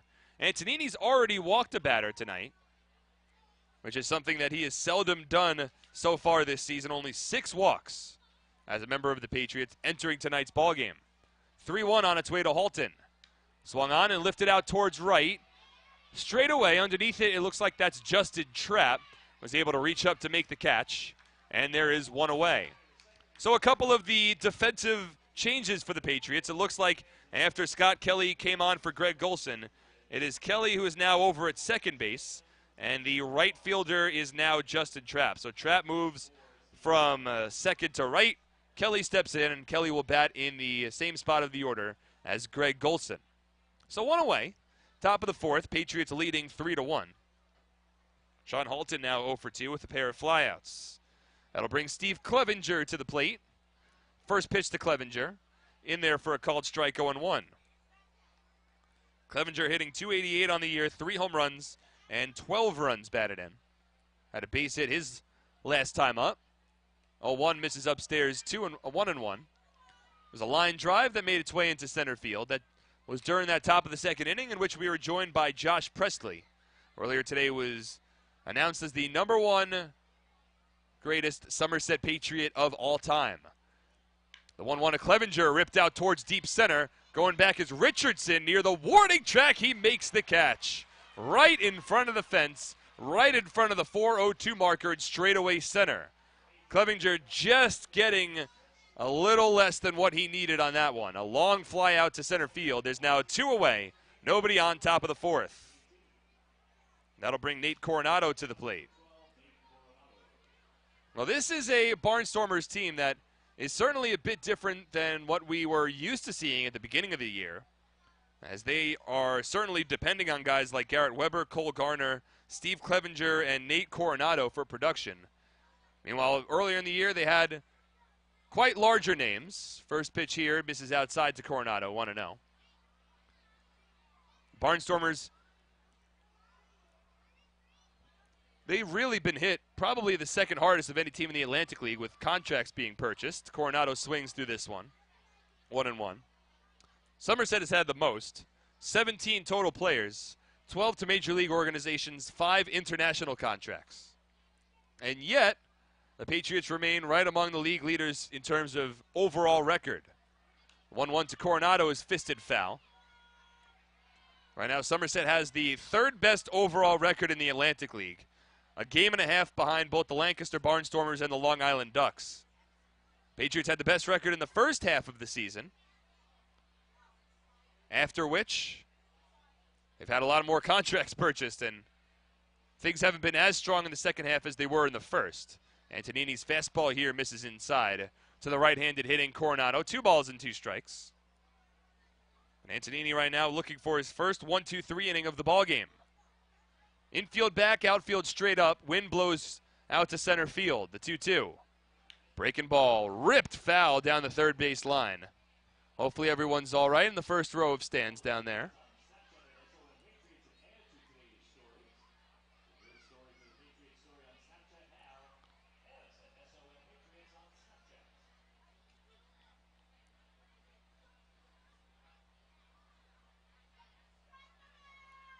Antonini once again from the windup here, the 2-2 pitch. Fastball just misses inside. Antonini wanted that one, but that'll run the count full against the right-handed hitting Nate Coronado, who's become the everyday starting shortstop for the Barnstormers. Had 1 hit combined in the 2 games yesterday, the 3-2. This one lifted foul down the right field line, out of play. Antonini was at 64 pitches through the first 3 innings. He is now at 79, about to throw his 80th pitch of this ballgame. Meanwhile, it's worth noting the season high in pitches for Antonini was 96, and that took place in his last start.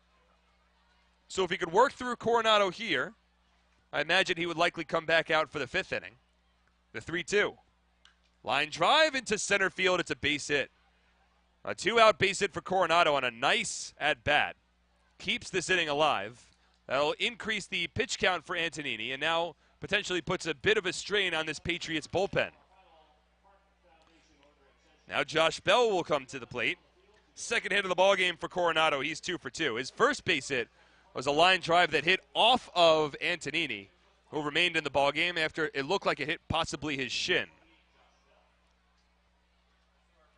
Now, this is a Patriots team that is certainly a little shy on relief pitchers for tonight's ballgame after so many were used last night. But the same could be said for the Barnstormers. I mean, you go back to Game 1 of yesterday's doubleheader. Somerset used 4 different relief pitchers, while the Barnstormers used 6 different relievers. In Game 2, the Patriots used 3, while the Barnstormers used 1. So overall, that is 7 relievers used by both sides in yesterday's doubleheader. Bell grounds this one fouled down the third base line, 0-1. There's only 2 pitchers in the Somerset Patriots bullpen that were not used in yesterday's doubleheader. Connor Root and Patrick Johnson. That's it.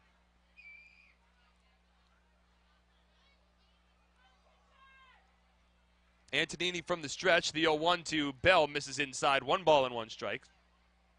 Both Johnson and Root can be used as long relievers. The longest outing that we've seen from Patrick Johnson so far this year was 2 innings. The last time we saw him was Saturday night against the Bridgeport Bluefish.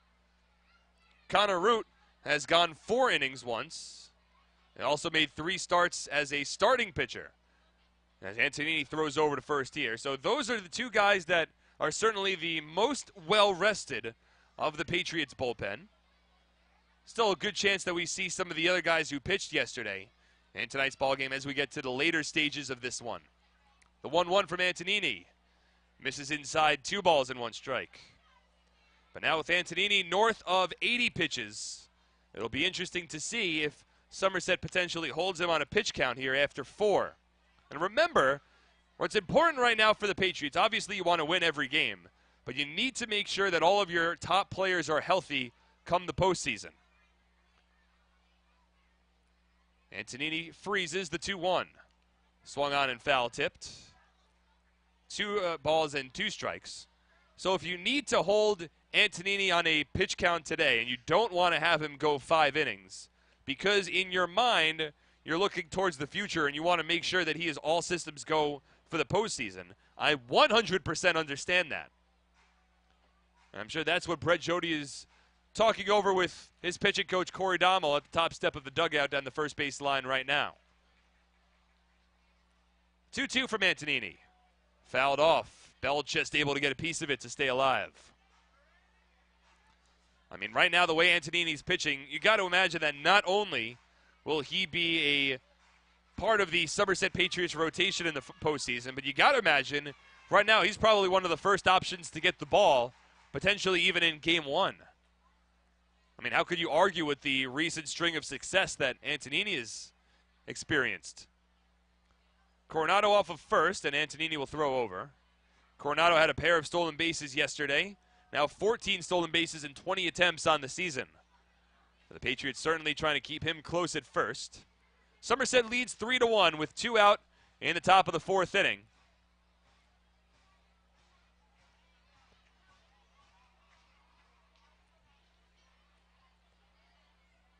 From the stretch here, and Antonini will throw over yet again. Well, we saw last night, I believe it was Keith Hessler who came on the mound for the Patriots in relief in Game 1. Nate Coronado was over at first base after a fielder's choice with 1 out in the top of the 9th inning, and Hessler must have thrown over at least 10 times. Decent lead for Coronado, the 2-2. Bounces low, it's blocked by Donahue, and that'll run the count full. So after Nate Coronado worked a strong at-bat against Mike Antonini, eventually winning the battle with a 2-strike base hit, Josh Bell has now worked himself a 6-pitch at-bat. He's about to see the 7th pitch. Coronado saw 8 pitches in his at-bat against Antonini.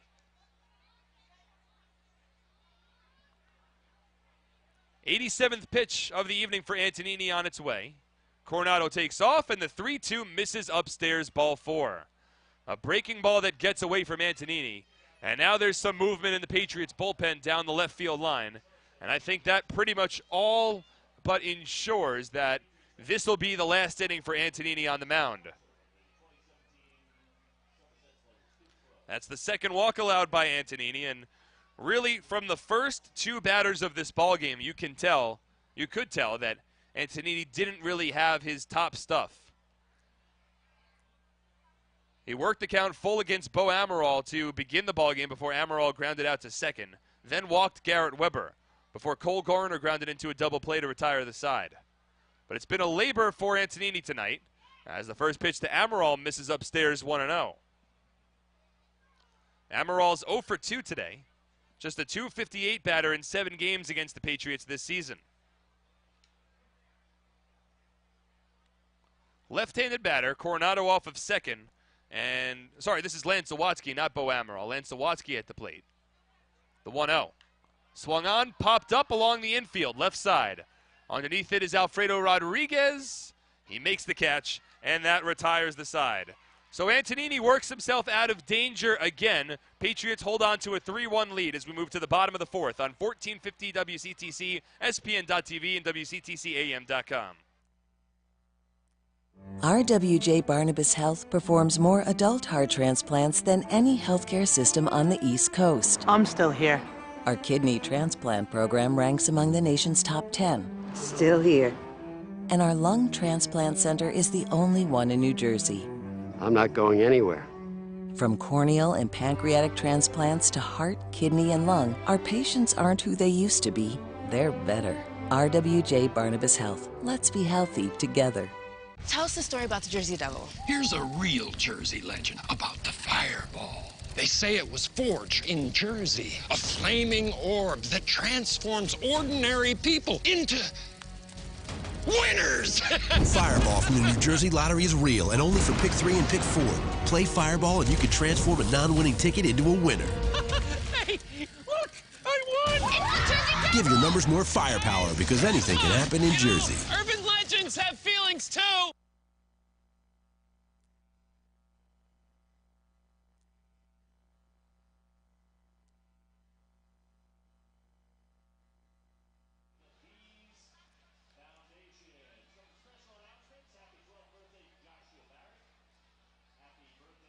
All right.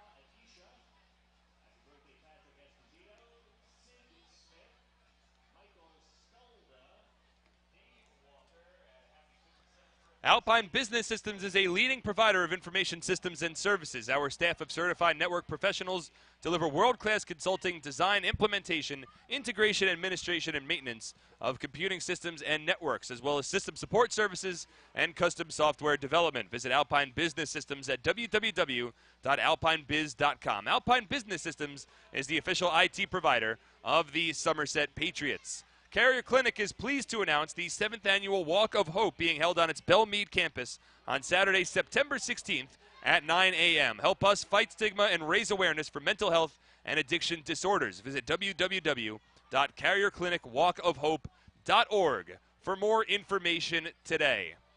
It'll be Aaron Eggleston to lead off the bottom of the 4th inning here at TD Bank Ballpark. Mark Schwartz on SPN.TV, 1450 WCTC, and WCTCAM.com.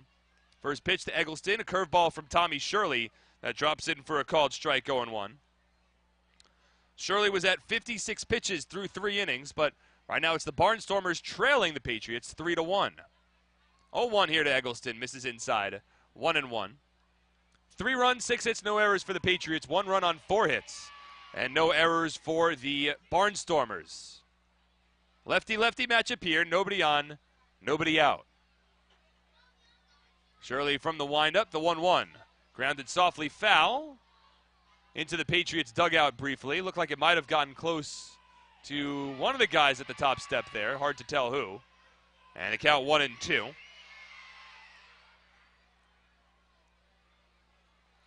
Eggleston had a base hit his first time up, ripped it into center field.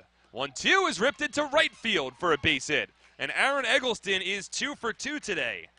Well, Eggleston, I mentioned how Mark Minikazi is one of the hottest batters as of late for the Patriots, but Eggleston is right in that conversation as well.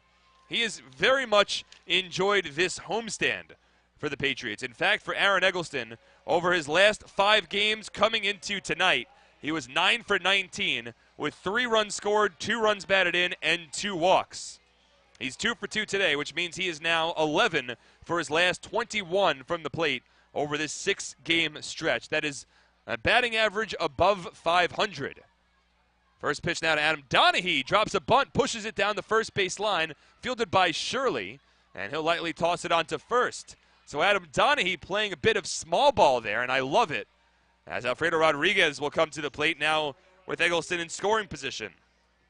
Well, Donahue drew a walk in his first at-bat, and that's one of the reasons why, right there, Donahue has stuck around with the Patriots so long, and why he was ranked as one of the top 20 Somerset Patriots of all time. He is just such a savvy baseball player.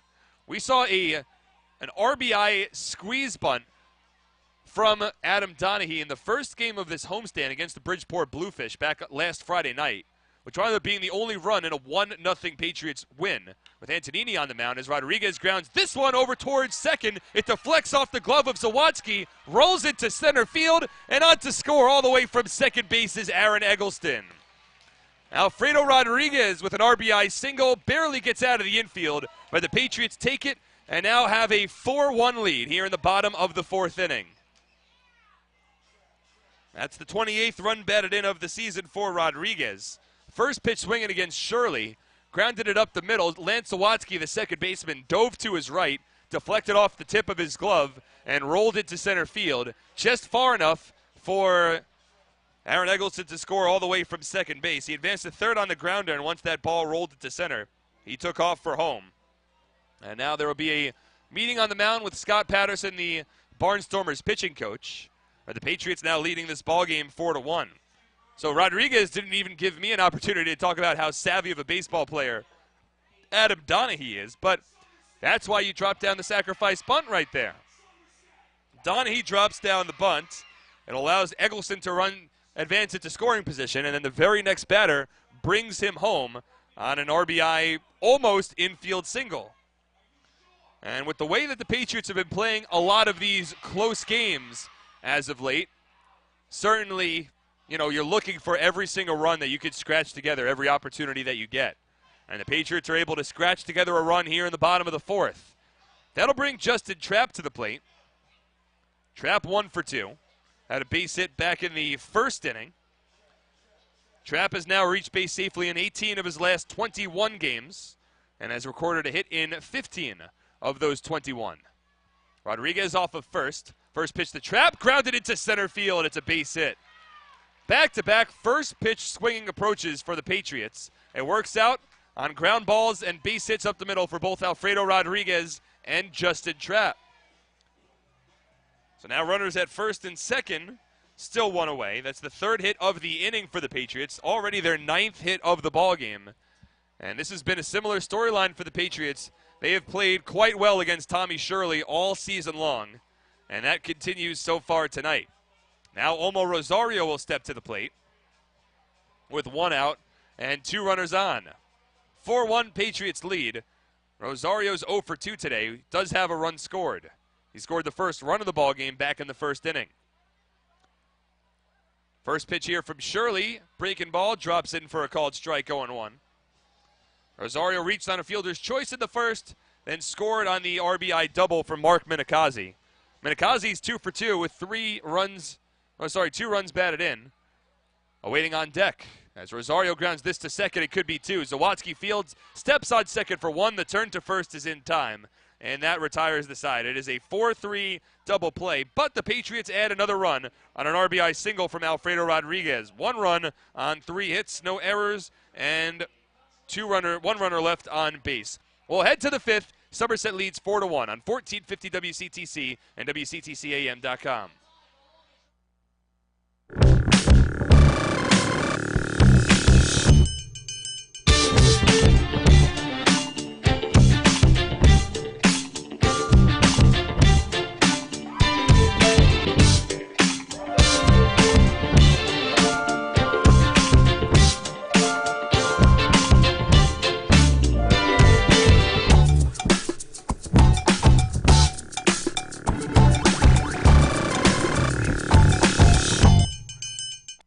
What's better than winning Dealer Rater's Dealer of the Year award? Winning it back-to-back. That's right. Flemington Car and Truck Country is New Jersey's Dealer Rater Dealer of the Year 2 years in a row. So thank you to our customers for putting us on top again. Visit DealerRater.com to read our reviews. Over 1 million satisfied customers can't be wrong. 17 brands, 6,000 vehicles in one location. Flemington Car and Truck Country family of dealerships. Proud to be the better way to buy.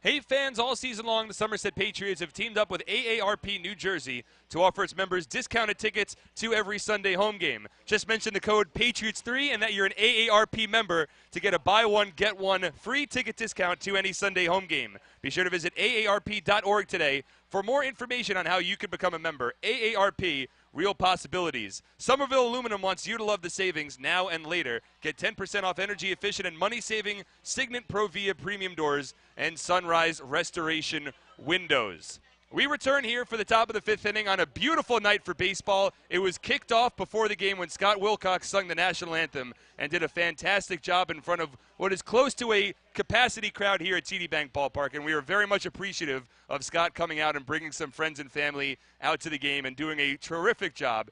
and his wife Susan for helping plan the entire evening here at the ballpark. So very much appreciative of the Wilcox's efforts to come out for tonight's broadcast and tonight's ball game.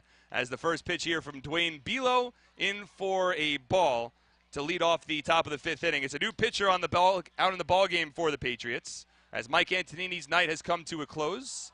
The 1-0 here is fouled off by Anderson De La Rosa. 1 ball and 1 strike.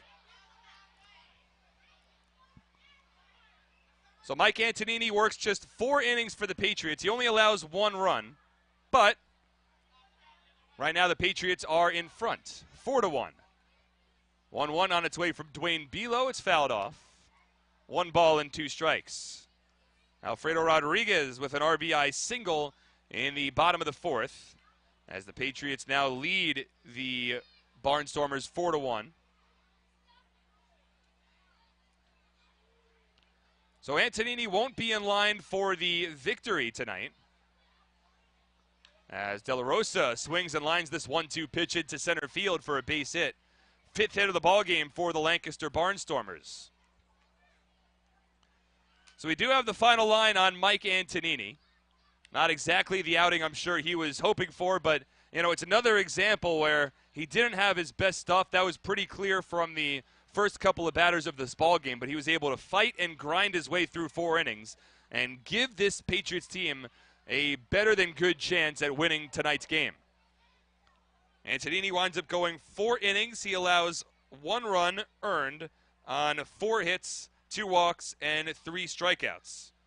And now it's Dwayne Belo who has come onto the mound to pitch here for the Patriots. It'll be another long evening for this Patriots bullpen. Bo Amaral steps in, takes the first pitch fastball for a strike, 0-1. We saw Belo in Game 2 of last night's ball game. He tossed 2 innings, allowing just 1 hit, no runs, no walks, and struck out 4 batters. It was an impressive performance from Belo, and allows him to come back on the mound for tonight's ball game. 0-1 to Amaral, fisted foul. No balls and 2 strikes. I'll look to see how many pitches Belo threw in last night's ball game, but it really couldn't be much. Last night Belo really returned to form, and he's returned to form over his last 4 appearances. He has not allowed an earned run since August 16th.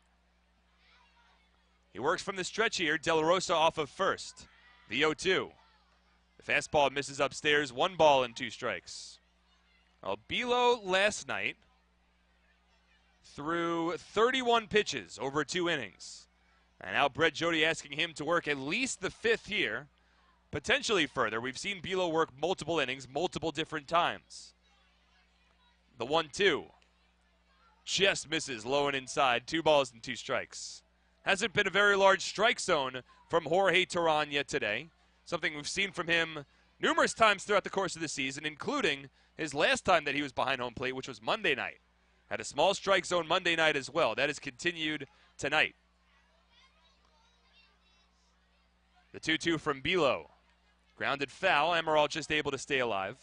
The Barnstormers have worked some tough at-bats against the Patriots today. Some long turn at-bats. With Mike Antonini, he winds up throwing 89 pitches over 4 innings, which is pretty much exactly the opposite of what he had been previously doing, keeping his pitch count extremely economical. Well, the Barnstormers had some tough at-bats, and now Antonini's been chased from this ballgame after only 4 innings. The 2-2. Line drive towards left field. Eggleston races in, but he'll have to play it on a hop. Back-to-back base hits for Anderson De La Rosa and Bo Amaral to begin the top of the 5th inning. Now De La Rosa stops at second. Runners at first and second with nobody out for Garrett Weber. It's 4 runs on 9 hits, no errors for the Patriots. 1 run on 5 hits, and no errors for the Lancaster Barnstormers. The Patriots have played at least 1 run in 3 of the 4 innings so far in this ballgame, including an Alfredo Rodriguez RBI single in the bottom of the 4th. So they have a 3-run cushion, but some dangerous sledding upcoming here for Dwayne Belo. First pitch to Garrett Weber in there for a called strike, 0-1. It's now the middle of the order for the Barnstormers. You have Weber, Garner, Halton, and Clevenger all due up next for Lancaster. They have runners at first and second and nobody out. We'll see if Belo can work his way out of this inning and try to keep the Barnstormers off the scoreboard. The 0-1. Swing and a miss. Weber out in front, no balls and 2 strikes. Well, Weber had a solo home run his last time up, well over the left field fence.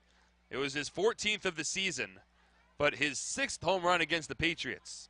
He entered tonight's ballgame hitting .447 with 5 home runs and 10 RBI in 13 games against Somerset.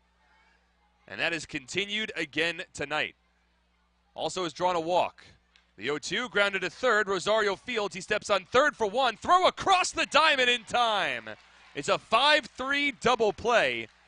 A big 2 outs there for Bilo and the Patriots. Now a runner at second base, but 2 away for Cole Garner. Well, it's almost gotten to the point where if Garrett Weber is retired, it seems as though it's a bit of a surprise.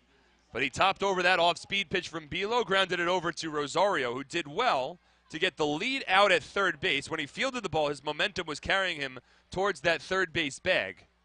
So he was able to field that one and then throw the ball across the diamond in time to get the 5-3 double play. So 2 out.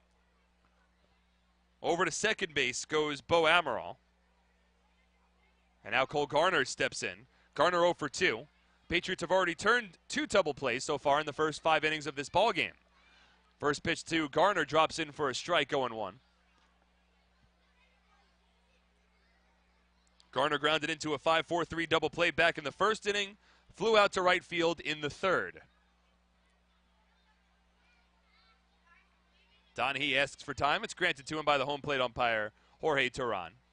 Somerset holding on to a 3-run lead here in the 4th game of a 4-game series against the Barnstormers at TD Bank Ballpark.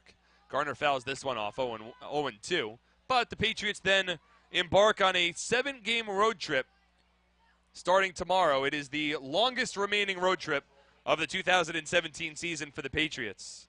And I know I keep on saying it every time I mention something along these lines, but it is just amazing that we're already at this point. It's a 7-game road trip, 4 games against the Lancaster Barnstormers beginning tomorrow. That will carry us through Labor Day weekend. After which, 3 games over in Southern Maryland against the Blue Crabs. Patriots will then return home for their final homestand of the regular season. 6 games here at TD Bank Ballpark. 0-2 here. Misses inside, 1 ball and 2 strikes.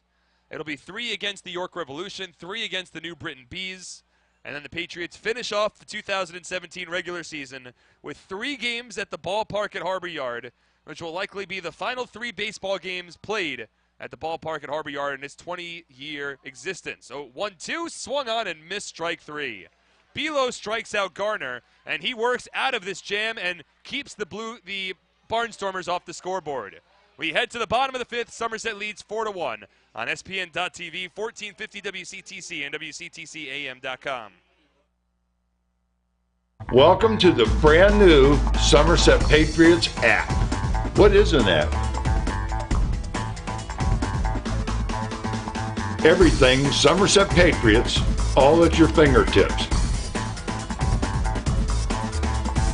The Patriots My Rewards program. Download this free app today at the Apple Store or Google Play. I might not know what an app is, but this one is really fun. Check your mailbox. You could find money in it. Money Mailer could be in your mailbox right now.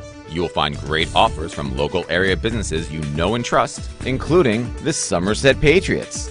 You can also find all of these offers and many more at moneymailer.com or on our new convenient Money Mailer app for Android and iPhone users. So, start saving money now and look for your Money Mailer envelope, which might be in your mailbox today.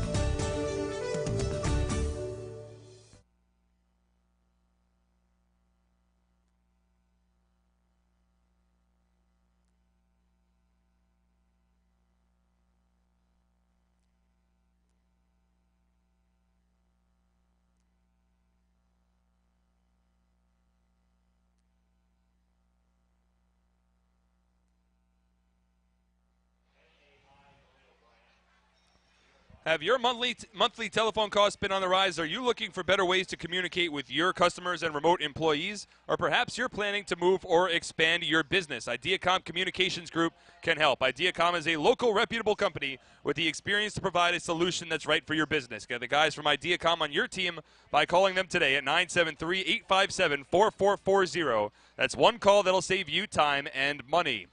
Visit NJ.com, the #1 local source for news and information about New Jersey and our communities. From our schools to our streets, our city halls, high school sports, and pro sports. NJ.com, small news, big news, true Jersey. Mark Minikazi will lead off the bottom of the 5th. First pitch from Tommy Shirley, who remains in this ballgame, is in for a called strike 0-1. The Patriots have already made their move to their bullpen. Meanwhile, the Barnstormers have kept Tommy Shirley on the mound. The 1-0. Misses low and inside. 2 balls and no strikes. Well, we try to keep these games as multi-platform, these broadcasts as multi-platform as possible. And with that, you can now check your Patriots mobile app if you have that in front of you, as we just sent out a push notification of the video of the Mark Minikazi RBI double, which opened up the scoring in the bottom of the 1st inning. 2-0 here. Comes inside and hits him. Oh, that's not what Minikazi was looking for. He had been 2 for 2. He had an RBI double in the 1st, a solo home run in the 3rd. Had felt very strong at the plate, and now Shirley leads off the bottom of the 5th inning, where the fastball that came inside looked like it hit Minikazi right on the left hip, his front hip as a right-handed batter. So Minikazi's on base for the 3rd time tonight, but he's swinging the bat right now, as possibly as well as he has all season long. And I'm sure he wanted another opportunity to swing the bat against Shirley instead of getting hit by a pitch. But it will be another base runner for the Patriots. That'll bring Carlos Guzman to the plate. First pitch swinging, lines it sharply, but straight at the center fielder, Bo Amaral. And there's one away. So Guzman now 1 for 3. He had an RBI single back in the 1st. Tommy Shirley was at 65 pitches through 4 innings, but with the Barnstormers having thrown 7 different relief pitchers in last night's doubleheader, looks like they have a little longer of a leash on Shirley than the Patriots did on Antonini. Granted, Shirley has also kept his pitch count lower than Antonini did. There's Minikazi off of first. Devontre Richardson steps in, and the first pitch breaking ball misses upstairs 1-0. There is a pitcher getting loose down in the left field bullpen for the Barnstormers. The 1-0. Swung on, popped up, foul territory, first base side. It'll land out of play, 1-1.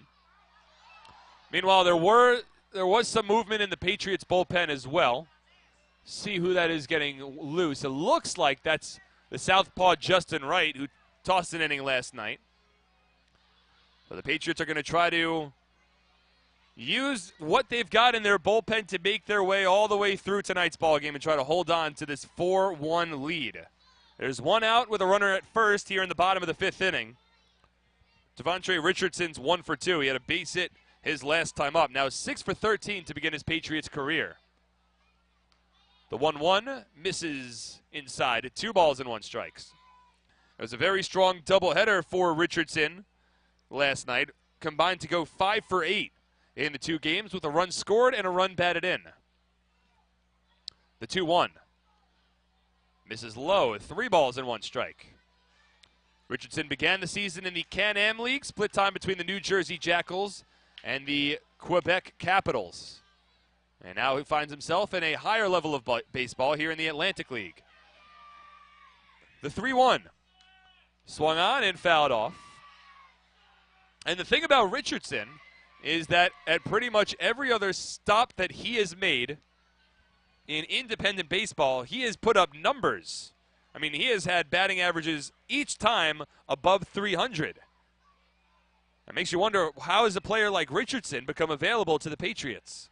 The 3-2 is grounded down the third base line. It's a fair ball. Weber Fields throws to second on a 1-hop. Zawatsky makes the play for the force out. Richardson over to first base on a fielder's choice.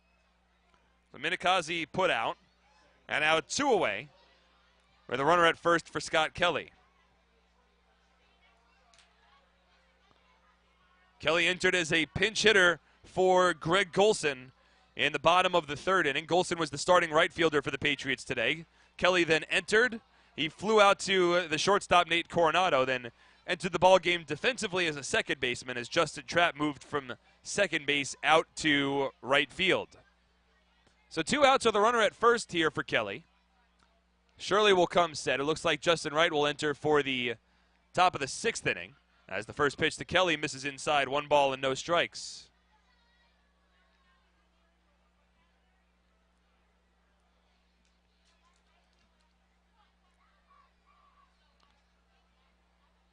Shirley taking his time and not even moving on the mound as he stares into Anderson De La Rosa for the call.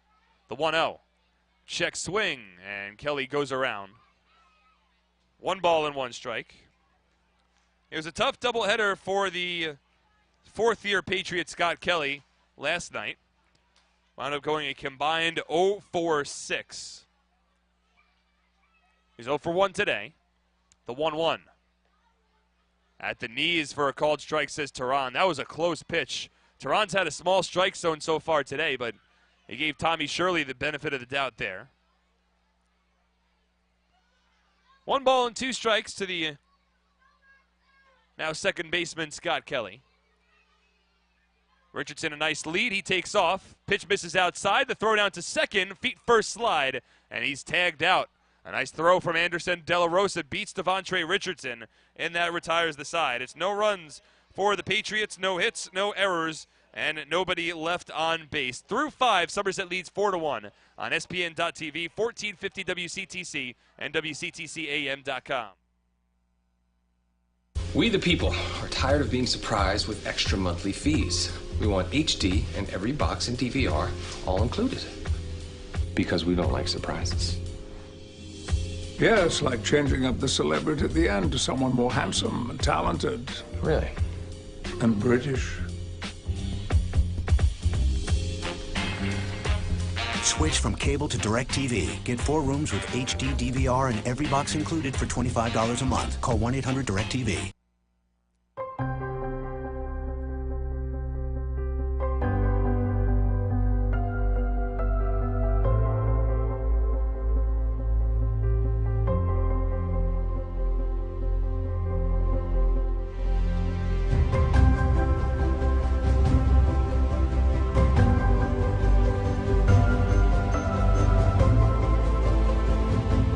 Visit BellariDesign.com to learn more today.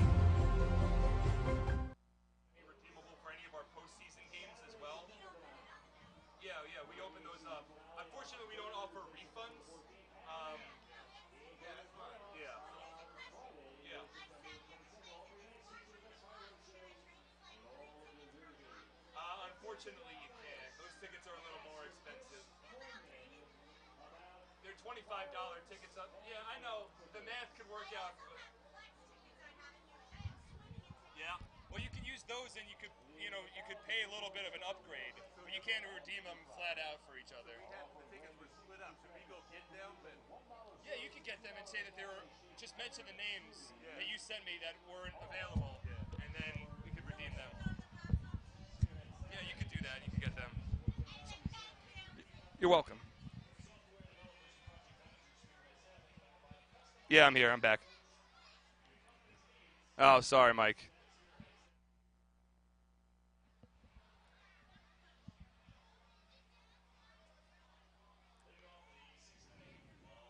True & Associates is the sponsor of the lawn seating area in the ballpark. At True & Associates, you'll find more than a wide variety of competitive insurance products. You'll find people who understand your needs. True & Associates is a team of licensed professionals who care about their clients. The Somerset Patriots Suite Level is brought to you by your New Jersey Audi dealers and the all-new Audi Q5 SUV.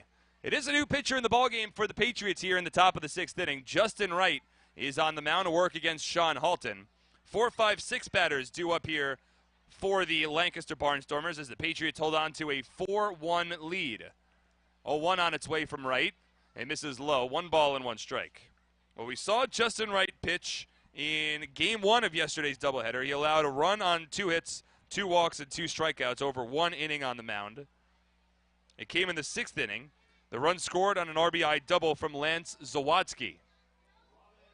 Wright, in fact, allowed a pair of base hits to begin the inning, but afterwards allowed 2 consecutive 2-out walks to Garrett Weber and Cole Garner before he struck out Sean Halton, the man at the plate right here. He struck him out looking with the bases loaded to keep the ball game close. Halton checks his swing on a fastball that misses low here. 2 balls and 1 strike. And at that point, when Halton wasn't able to come through, the Somerset Patriots were just trailing by a run, which allowed them to eventually tie up the ball game in the bottom of the 7th inning last night. Of course, we know how the game ended up with Lancaster winning 7-6 in 10. 2-1, checked his swing, but Jorge Teran, without an appeal, says that he went around. 2 balls and 2 strikes. Halton's 0 for 2 today with a pair of flyouts. He's still league leader in home runs, league leader in runs batted in. And this is the situation that the Patriots like to see him at the plate. Nobody on. Infield, outfield, both play deep, respecting the power. The 2-2. Breaking ball stays upstairs. 3 balls and 2 strikes. Wind's been swirling a bit at TD Bank Ballpark today. Some of the flags, championship flags, are flying out to center. Some are leaning a little more towards left. Swirling winds on hand at TD Bank Ballpark. The 3-2 pitch. Grounded softly towards second. In front of it is Kelly. Collects. Quick throw to first. Stretch made by Guzman. And there's 1 away here in the top of the 6th inning. So Sean Halton is now 0 for 3 in this ballgame. So 1 away in the top of the 6th now for the left-handed hitter and the former major leaguer Steve Clevenger. With that, we will check the out-of-town scoreboard in the Atlantic League for the first time tonight. Right now we have 3 games currently going on, including ours here at TD Bank Ballpark. In the top of the 7th inning, the Southern Maryland Blue Crabs, they lead the Bridgeport Bluefish 7-5 over at Regency Furniture Stadium. Blue Crabs looking for a sweep of that series. As the first pitch here, and for a called strike 0-1. And it's the York Revolution who are leading the Long Island Ducks 7-4 over at Bethpage Ballpark. So as of this very second, if these scores are to hold, it would be a big day for the Revolution. They would move back a game in front of the Lancaster Barnstormers. I'm sure the Revs have become big-time Somerset Patriots fans during this 8-game home-and-home series against Lancaster. 0-1 to Clevenger, slapped just foul down the left field line. I thought that was a fair ball. Ross Peoples, their third base coach, is upset. The third base umpire is Silvio Martinez. He had to jump out of the way of that slicing ball off the bat of Clevenger. So it didn't seem like he got a great opportunity to look to see whether that ball was fair or foul. Either way, it was quite close. It works out in the Patriots' favor. Now an 0-2 count with a lefty-on-lefty matchup. 0-2 pitch from right. Breaking ball misses low and outside. 1 ball and 2 strikes. Nice job there by Clevenger to hold the bat back.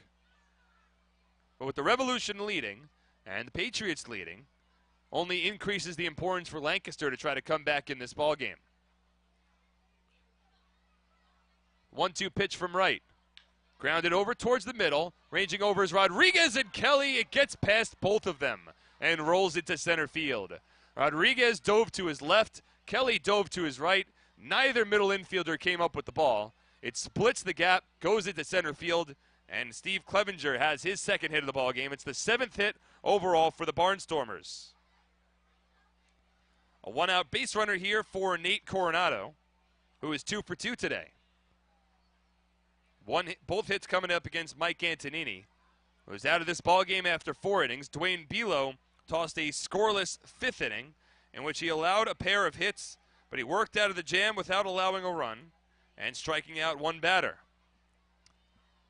First pitch to Coronado, line down the right field line. It's a fair ball. Clevenger advancing over towards third. Here comes trap throw to second. It beats Coronado, but it's a bit offline. Coronado able to slide into second base. Coronado now 3 for 3 in this ballgame.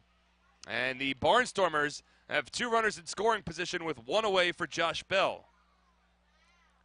After Clevenger worked a nice at bat and was able to get a seeing eye base hit up the middle, Coronado rips the first pitch he sees opposite field down the right field line. So now it's Clevenger at third, Coronado at second.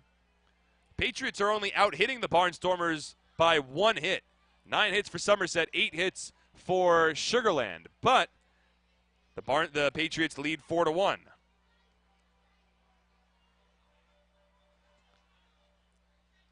Looks like the Patriots will play the infield back in this situation.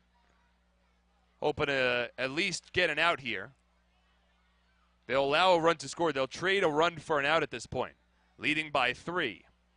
First pitch from Justin Wright to Josh Bell, in for a called strike, 0-1. All right, struggled a bit as of late for the Patriots. He got off to a very strong start to the season, but he's allowed at least 1 run in 3 of his last 4 appearances, raising his ERA from 3.43 to 3.72. The 0-1 to the switch-hitting Bell. It's a fastball that misses upstairs. Bell bats from the right side here, and the count 1-1. Bell is 0 for 1 today. Struck out against Antonini in the second, drew a walk in the fourth. A .243 batter on the year, but he's hitting .333 against the Somerset Patriots in 7 games. The 1-1. Fisted foul towards the press box. Lands a couple of rows in front of us. A ball and 2 strikes now.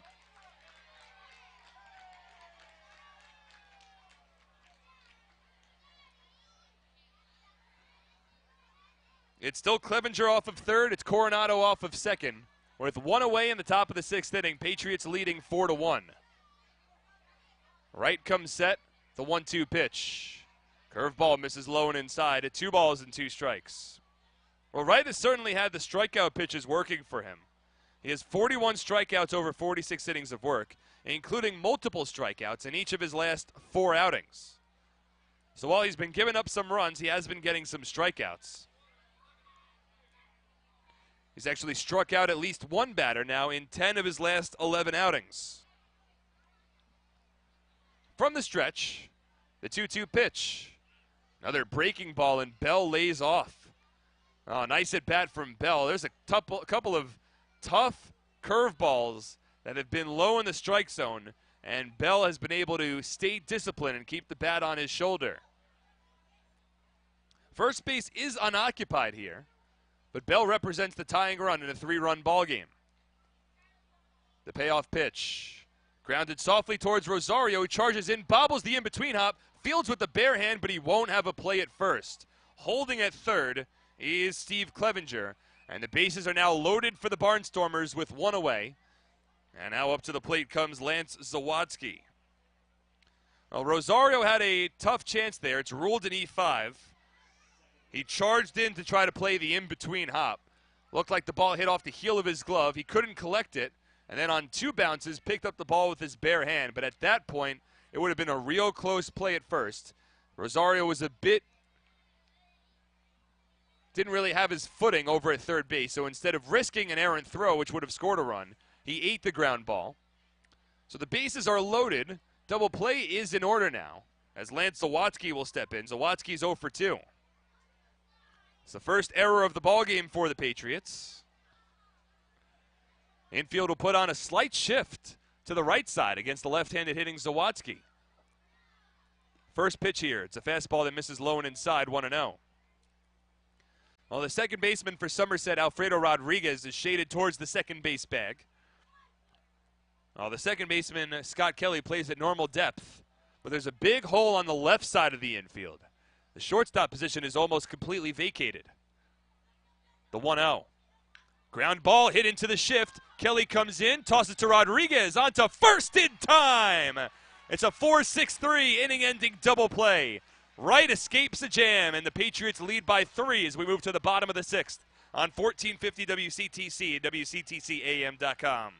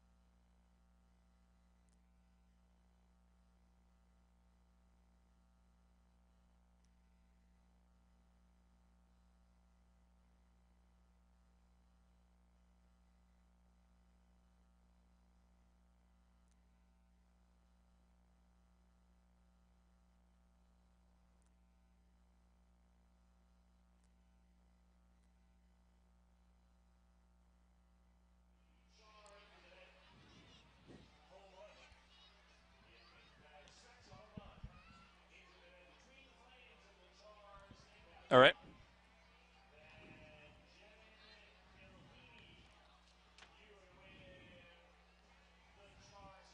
For complete family eye care, go where the Patriots go. See Dr. I.B. Ehrlich and Dr. Martin Storbeck at Bridgewater Optometric Center, located in Pearl Vision at the Somerset Shopping Center. Bridgewater Optometric Center is the official eye doctor of the Somerset Patriots. Bring in your Patriots ticket stub for an additional 5% discount. Looking for a great new or used car? There's no better place than the Flemington Car and Truck Country family of brands, located on routes 202 and 31 in Flemington, New Jersey, or at flemington.com. There you'll find a family-centered organization ready to take care of all of your automotive needs, as they have done since 1976. Well, we move to the bottom of the 6th inning now, and a ball game where the Patriots have bent a couple of times, but they have not broke. There's a new pitcher now in the ball game for the Lancaster Barnstormers. Tommy Shirley's evening has come to a close after 5 innings on the mound, and it is now Kevin Munson who comes on for the 6th inning. So the final line on Tommy Shirley. Shirley tosses 5. He allows 4 runs, all of which earned, on 9 hits, 1 walk, and no strikeouts. And now it's Kevin Munson on the mound, but this comes on the heels of another impressive Houdini-esque performance from a Somerset Patriots reliever. 2 consecutive innings, the Patriots have found themselves in a jam, both times able to get out, thanks in large part due to a double play ground ball. Scott Kelly will lead off the bottom of the 6th. Patriots leading 4-1, and the first pitch that Kelly sees is lined into right field. It's a base hit. So Kelly greets Kevin Munson with a base hit to right field. Leadoff batter aboard here for Somerset. Now Aaron Eggleston, who's 2 for 2 today, will step in. In the 5th inning, it was Dwayne Belo who allowed the first 2 batters to reach before Garrett Weber grounded into a 5-3 double play, and Cole Garner struck out swinging to retire the side. In the 6th inning, Justin Wright got the first out before Steve Clevenger with the base hit, Nate Coronado with the double to put runners at 2nd and 3rd, and E5 allowed Josh Bell to load the bases before Lance Zawatsky grounded into a 4-6-3 double play. First pitch now to Aaron Eggleston, a breaking ball that drops in for a called strike, 0-1. So this continues an impressive stretch for the Somerset Patriots relievers. It has been a fantastic homestand so far for the Somerset bullpen, and they have continued that tonight. As Kelly leads off of first base, he takes off. The 0-1 misses low. Throw down to second. Head first slide, and Kelly's in there safely. Scott Kelly steals a base, and the Patriots have a runner in scoring position now. And that is a long time coming for Kelly. He is one of the best stolen base threats on this Patriots team, but he had been slowed down considerably. That is his 25th stolen base of the season. That coming now in 37 attempts. The 37 attempts still lead the Patriots team. But for Kelly, the pace at which he's been stealing bases has slowed down considerably. But a big stolen base there. Now a 1-1 count to the left-handed hitting Eggleston. The pitch, it's a fastball that misses low and inside, 2-1. I mean, this is a Patriots team that has stolen the 2nd most bases of any team in the Atlantic League so far this season. But for Kelly, that is his first stolen base since August 4th. That's only his 2nd steal in the month of August.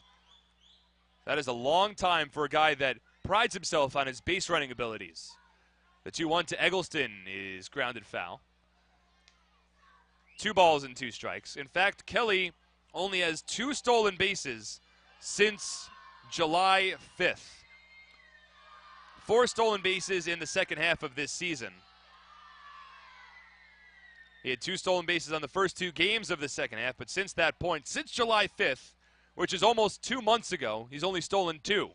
As Eggleston grounds this one through the hole into center field. Kelly rounds third. Amaral up with the ball. His throw comes home, and it's high.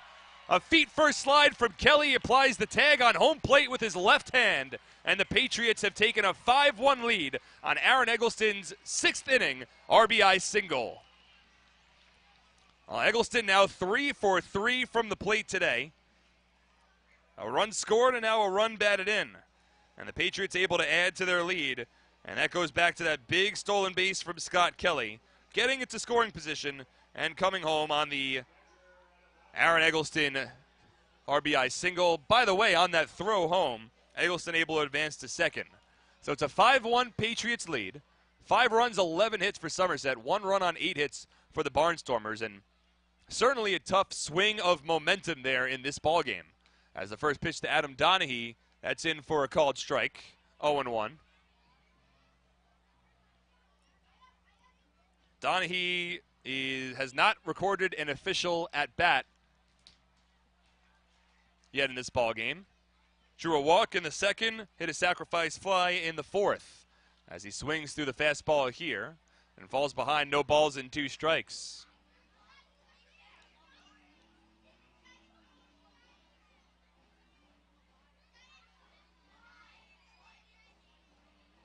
But in the top of the 6th inning, Barnstormers had the bases loaded and 1 out, couldn't come through. Now the Patriots respond immediately in the bottom of the 6th as the 0-2 to Donahue misses low, 1 ball and 2 strikes. And in a game that is of such importance to the Barnstormers, they've come real close a couple of different times to getting back into this ball game, both times being stymied by the Patriots bullpen. And now it's a 4-run lead for Somerset. 1-2 to Donahue, misses inside, 2 balls and 2 strikes.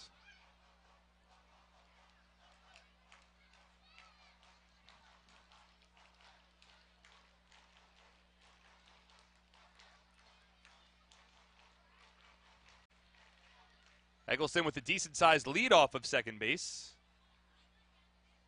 Munson comes set. The 2-2 is swung on and fouled off. But Donahue able to stay alive. Well, on a night that we are honoring the top 20 Somerset Patriots of all time, it certainly makes sense for Aaron Eggleston to go 3 for 3 from the plate. It's been Eggleston and really Minikazi have been the 2 driving forces in this ballgame so far for the Patriots. Eggleston's 3 for 3, Minikazi's 2 for 2. 2-2 to Donahue, swung on and missed strike 3. Nice slider there from Kevin Munson, got Donahue out in front, so 1 away, and that'll bring Alfredo Rodriguez to the plate.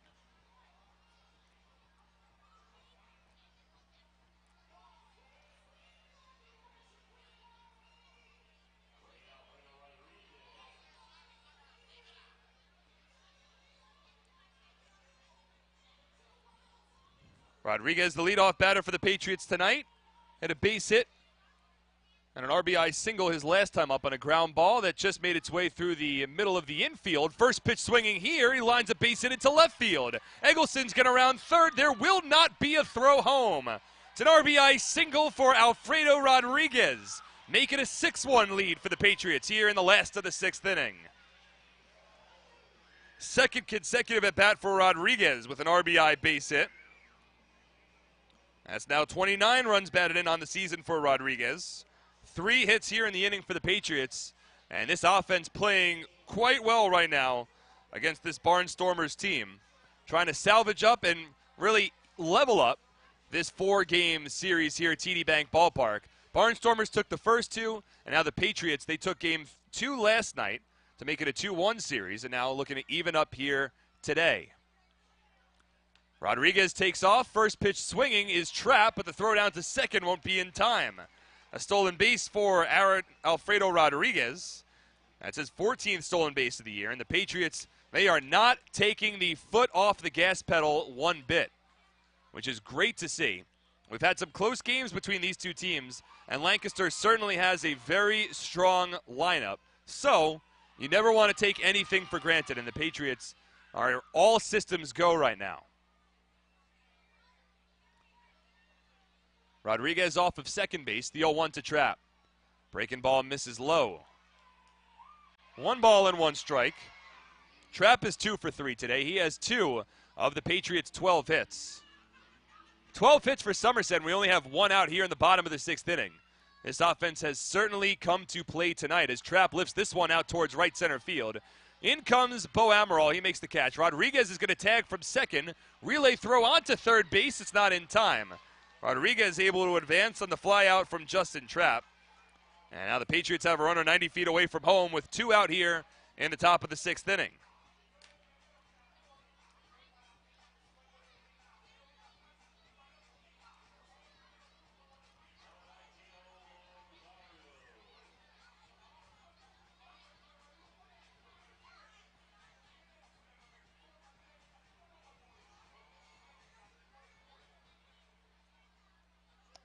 Now Omo Rosario steps in. The left side of the infield will play back as the first pitch curveball drops in for a called strike 0-1.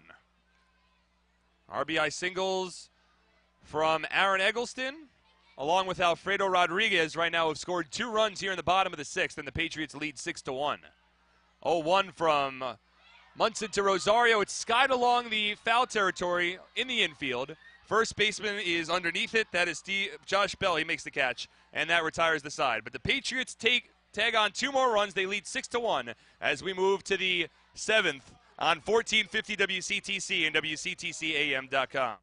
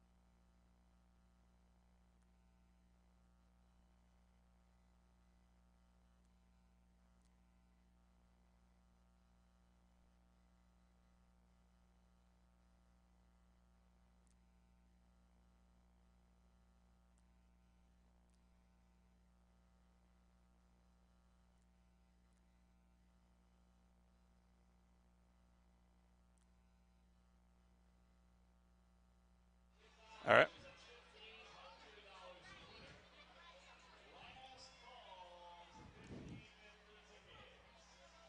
Need to hire technical professionals? Spearhead Staffing, Somerset County's award-winning IT staffing and recruiting company. From software developers to project managers, Spearhead Staffing can provide a customized recruiting approach for your company's needs. Visit them at spearheadstaffing.com. That's spearheadstaffing.com. New pitcher on the mound for the Patriots here. It is Ronnie Shaban, who has now entered this ballgame. He is the 3rd different reliever used by the Somerset Patriots tonight. Justin Wright tosses an inning. He's able to work his way out of that inning without allowing a run, despite allowing 2 hits. And now it is Shaban who has come onto the mound here. So Shaban will look to continue a scoreless stretch for this Somerset Patriots bullpen. It's been a very impressive scoreless stretch, but it's also a 6-1 lead here for the Somerset Patriots.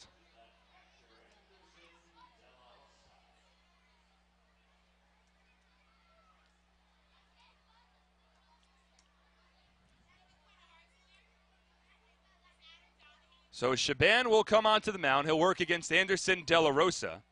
He'll be followed by the top of the order, Bo Amaral and Garrett Weber. 6 runs, 12 hits, 1 error for the Somerset Patriots. 1 run, 8 hits, no errors for the Lancaster Barnstormers. As the breaking ball here from Shaban drops in for a called strike to De La Rosa. No balls and a strike. De La Rosa had a base hit his last time up that led off the 5th inning against Dwayne Bilo. De La Rosa eventually was put out at third base, trying to advance on what was a 5-3 double play, grounded into by Garrett Weber. 0-1 here is grounded softly towards third. Charging in is Rosario, fields it beautifully, and makes a very strong throw onto first base for out number 1. That was a nice play from Rosario. He was challenged on a similar ground ball in the 6th inning. A slow chopper that he had to race in on with Josh Bell at the plate, but couldn't feel the in-between hop on that one. This time he gets the short hop and does a tremendous job of really a fluid motion between fielding it with his left hand, with the glove on his left hand, and then swooping down, transferring the ball from his glove to his throwing hand, and in one motion, firing it on to first base. So a strong play there from Omo Rosario. 1 away in the top of the 7th inning. We move back to the top of the order now, and it'll be Bo Amaral at the plate.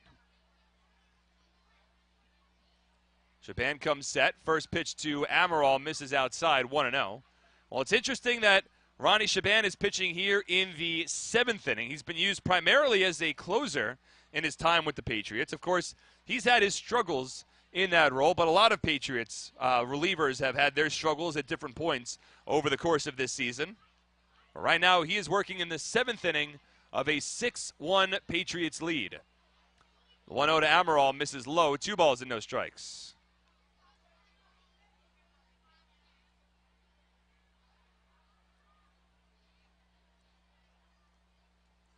And with Shaban working here in the 7th, it's not a safe situation, so it'll be interesting to see how Brett Jody wants his work his bullpen over the final 2 innings of this game. 2-0 to Amaral's fouled off, 2-1. I mean, you have Shaban on the mound right now. You still have Connor Root, who didn't pitch the last couple of nights. Patrick Johnson could still potentially be available. But the likely starting pitcher for tomorrow's ball game is Jerome Williams. And Williams will still be held on a pitch count. So with that being said, Brett would certainly like to save some of his long relievers for tomorrow night's ball game as well.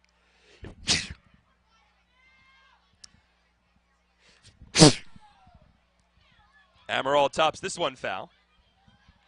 So the count holds at 2-2. So if you are working under the assumption that the long relievers want to be held for tomorrow's ball game over in Lancaster, and then you look at some of the guys that pitched last night for the Patriots, Dustin Mollican tossed a very quick 7th inning to get the save in Game 2, so he could potentially be available. 2-2 here from Shaban. Breaking ball in there for a called 3rd strike. Beautiful breaking ball there from Ronnie Shaban. It freezes the left-handed hitting Bo Amaral.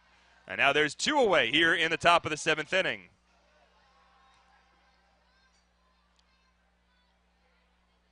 So 2 out, nobody on. And now Garrett Weber will step in. Patriots are still looking for their first 1-2-3 inning of this ball game. They've recorded the first 2 outs of the inning 2 different times before Lancaster was able to get on the board, at least extend the inning after that point. First pitch here from Shaban, drops the arm angle down a bit, delivers a breaking ball that freezes Garrett Weber in the count 0-1.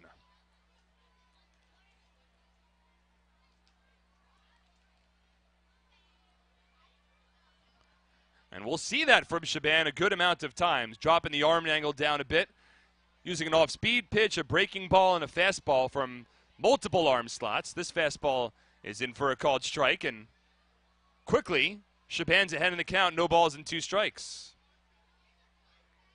That's one of the reasons why Shaban's been as successful this season as he has been. Now, there have been a couple of difficulties, and talking with Somerset Patriots manager Brett Jody, it's still a bit of a closer by committee role. I mean, he's going game in, game out, seeing how the game flow dictates certain situations. Doesn't really have a lockdown. This guy will always be our closer. Of course, that was John Hunton for the last number of years with the Patriots, but Hunton is still on the disabled list. A bicep injury that took place back in the middle of June.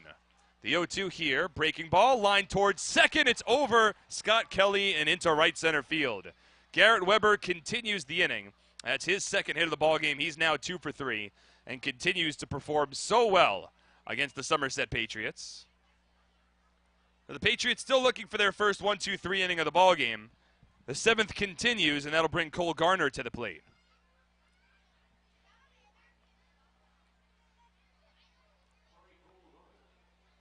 So Dwayne Bilo tossed a scoreless inning, Justin Wright tossed a scoreless inning, and now Ronnie Shaban looking for a scoreless inning as well. Shaban is 4-5 on the season with a 4.13 ERA. He's had a couple of tough outings that have really affected his earned run average as Garner swings through the fastball in the dirt here 0-1. But he's tossed 2 consecutive scoreless appearances. Got the save on Friday night against the Bridgeport Bluefish. Worked his way in and out of danger to keep Bridgeport off the board and give the Patriots a 1-0 victory. Then tossed a scoreless inning in a third in Game 1 yesterday.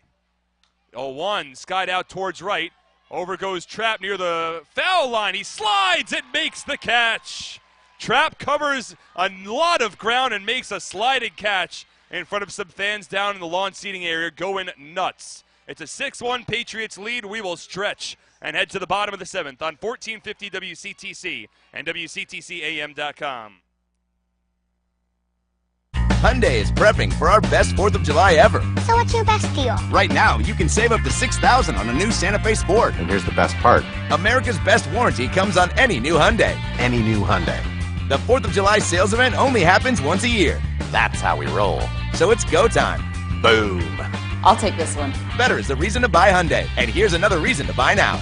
Hurry into your local Hyundai dealer today and get up to $6,000 in total savings on a Santa Fe Sport. What's better than winning Dealer Rater's Dealer of the Year award? Winning it back to back. That's right. Flemington Car and Truck Country is New Jersey's Dealer Rater Dealer of the Year 2 years in a row. So thank you to our customers for putting us on top again. Visit DealerRater.com to read our reviews. Over 1 million satisfied customers can't be wrong. 17 brands, 6,000 vehicles in one location. Flemington Car and Truck Country family of dealerships. Proud to be the better way to buy.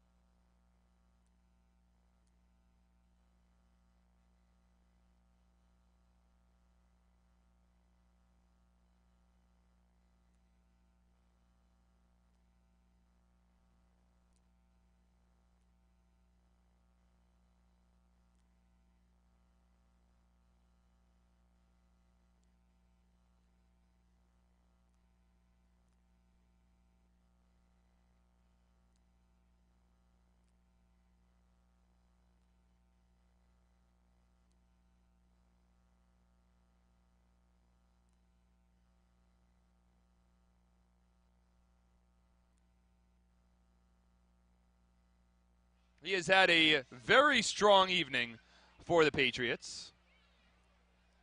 Opened up the scoring with an RBI double in the 2nd inning.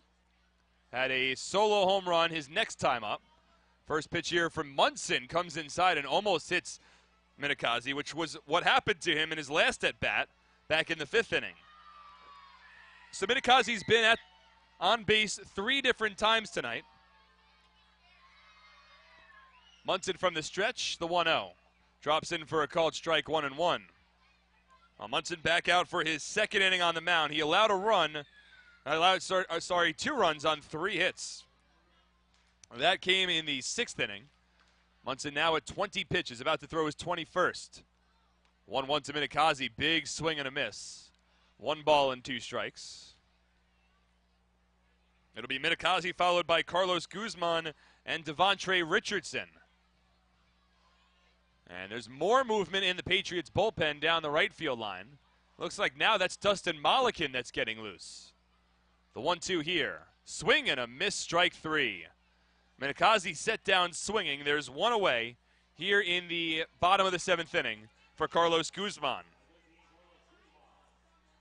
So that's the first time that Minikazi's been retired today. But it's interesting now that it's Mollican that's getting loose in the Patriots bullpen. He was the closer that got the save in last night's ball game, and it makes sense that Mollican's going to come in tonight because he pitched so efficiently and was really quite dominant in the top of the 7th inning in Game 2 last night. So with a lot of this Patriots bullpen being taxed, Mollican threw the least amount of pitches of any of the relievers used in yesterday's doubleheader. As the first pitch here to Guzman misses low and outside, 1-0. So Mollican will come on for the H, which opens the door for a bunch of different possibilities once we get to the 9th inning. 1-0 to Guzman. Misses low. 2 balls and no strikes. Meanwhile, Kevin Munson is now asked to eat up multiple innings for the Barnstormers after they used so many relief pitchers in their own right last night. Munson is 6'2", 210-pound righty. He's now making his 53rd appearance of the season, the 2-0. Misses outside, 3 balls and no strikes.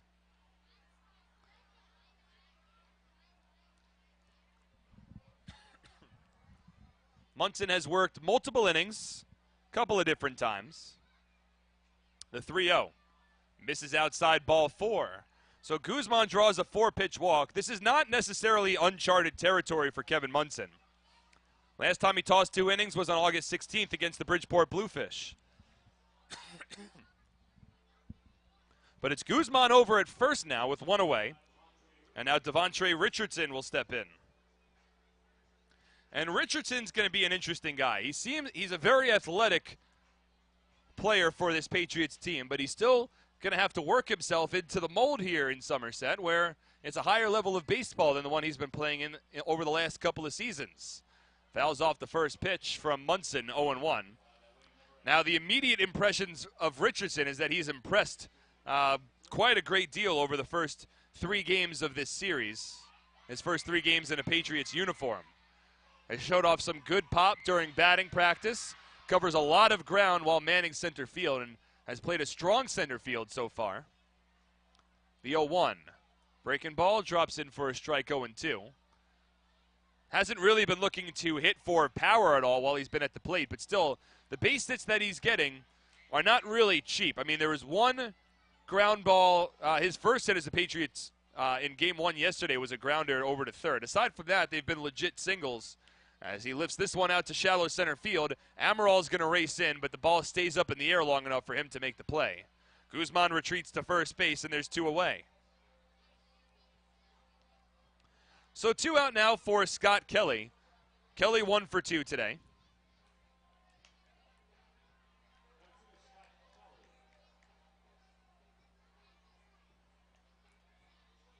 He entered as a pinch hitter for Greg Golson in the 3rd inning. Popped out to the shortstop Coronado, and then led off the 6th inning on the first pitch against Kevin Munson with a base hit to right field. Stole second base, and then came around to score on the Aaron Eggleston RBI single a couple of pitches later. First pitch here from Kevin Munson to Kelly is grounded foul. No balls and a strike. And again for Kelly, I mean, it's great to see him with that stolen base. It's such an important part of his game, and you can look back at even the first half of this season. He didn't steal a lot of bases at the beginning of the year, but then in May and really early June, or pretty much throughout most of June, he was consistently attempting stolen bases and trying to, advance along the base paths. And that was when he was having he had a very strong month of May and June. And the production has dipped a bit since that point. The 0-1 here misses low and outside, 1 ball and 1 strike. But you love to see him just get a little more aggressive on the base paths. I mentioned in his last at bat that he only has 2 stolen bases since July 5th. But he also only has 4 stolen base attempts during that span as well. 1-1 curveball drops in for a strike here, 1-2. So it's not only that he hadn't stolen a lot of bases, there weren't many opportunities for him. And he just wasn't attempting a lot of stolen base attempts. But a stolen base here earlier today. And if he could start to get on base with a little more regularity, I'd love to see that become an increased part of his game moving forward. The Patriots could certainly use it. 1-2 here, swing and a miss, strike 3. Fastball gets by Kelly, and that retires the side. No runs for the Patriots. No hits, no errors, 1 runner left on base. We'll move to the 8th inning. Patriots lead 6-1 on 1450 WCTC and WCTCAM.com.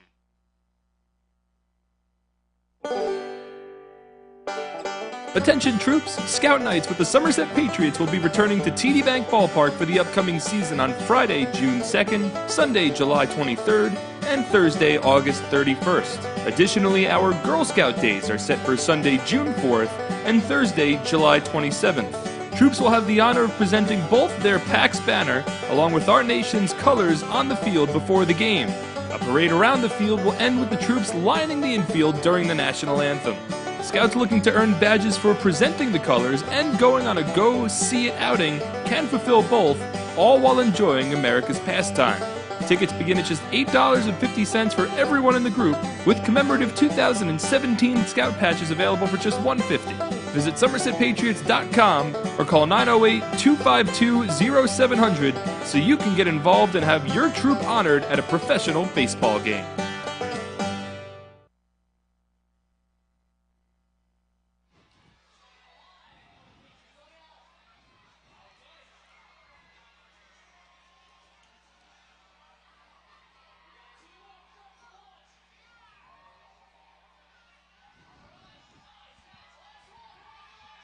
All right.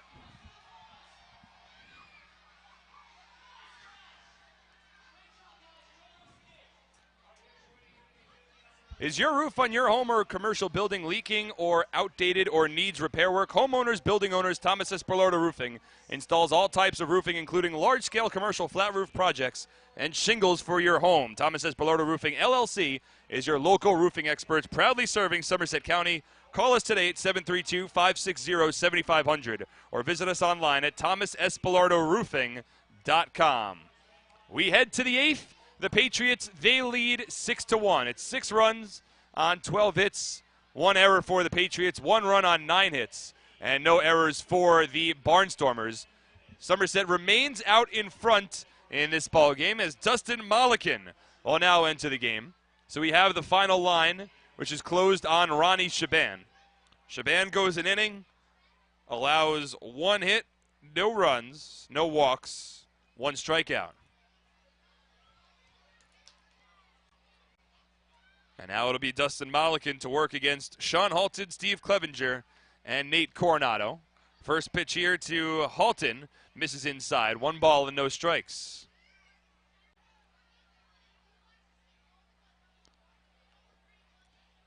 Halton's been held in check so far today. He is 0 for 3.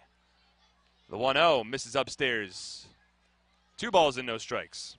Well, the Patriots bullpen certainly worked a lot of innings last night. It was 4 innings in Game 2, and then 5 innings in Game 1. 2-0 here to Halton is popped up behind home plate, over the screen, and out of play. 2 balls and a strike.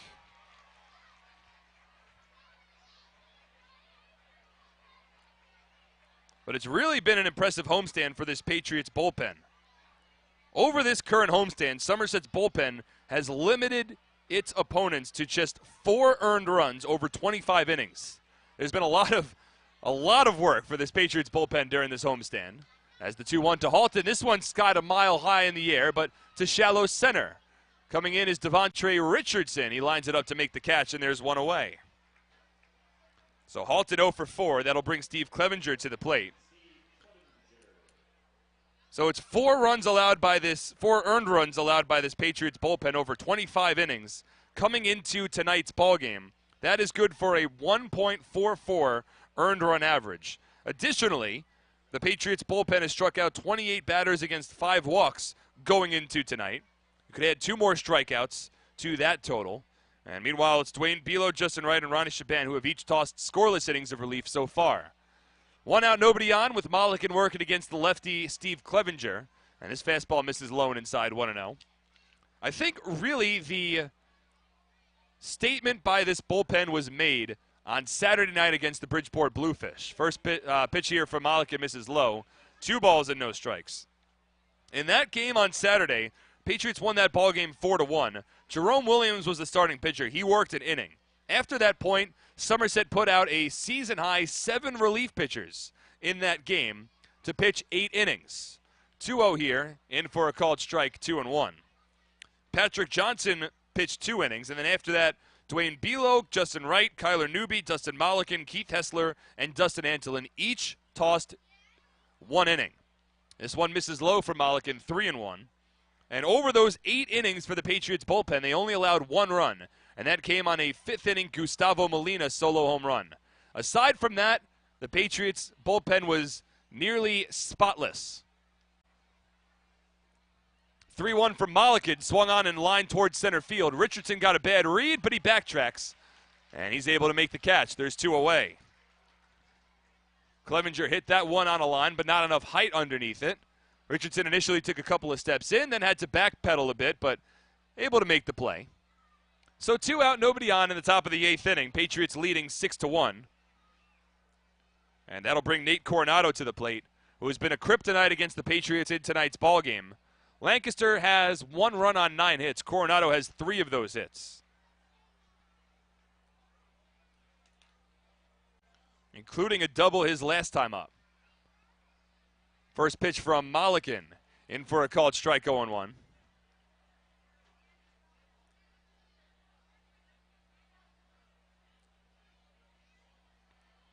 So Mollican looking for his 2nd consecutive quick inning here as Coronado swings over the slider. No balls and 2 strikes. Well, I should amend that stat for Dustin Mollican, as it seems as though he's really returned to form for the Patriots. He had a quick 1-2-3 in Game 2 last night. He has had 4 consecutive outings now for the Patriots in which he has not allowed a base runner. He's retired 12 straight. The 0-2 misses upstairs. 1 ball and 2 strikes. You could actually make it 14 straight now if you include the first 2 outs here in the 8th inning. Mollican over this stretch has lowered his ERA from 5.28 down to 4.19. The 1-2 pitch. Swung on and fouled off by Coronado to stay alive.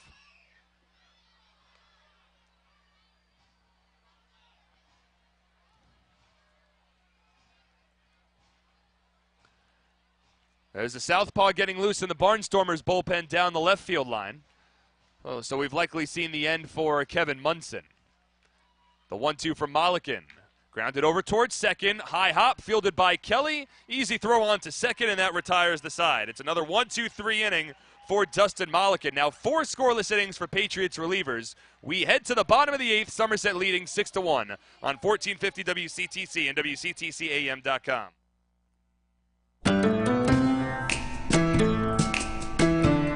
Okay, class, as you know, today is career day, and we have a very special guest in.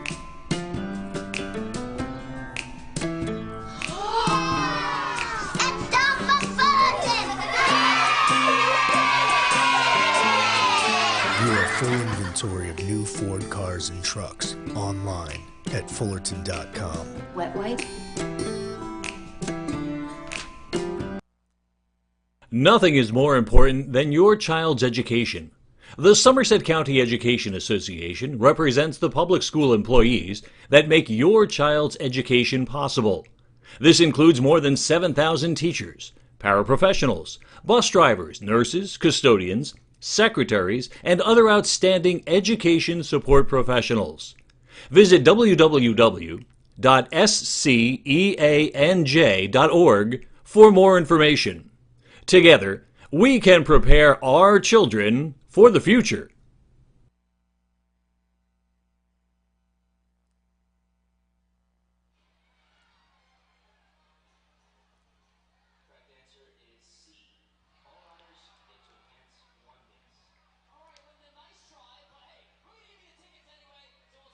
All right.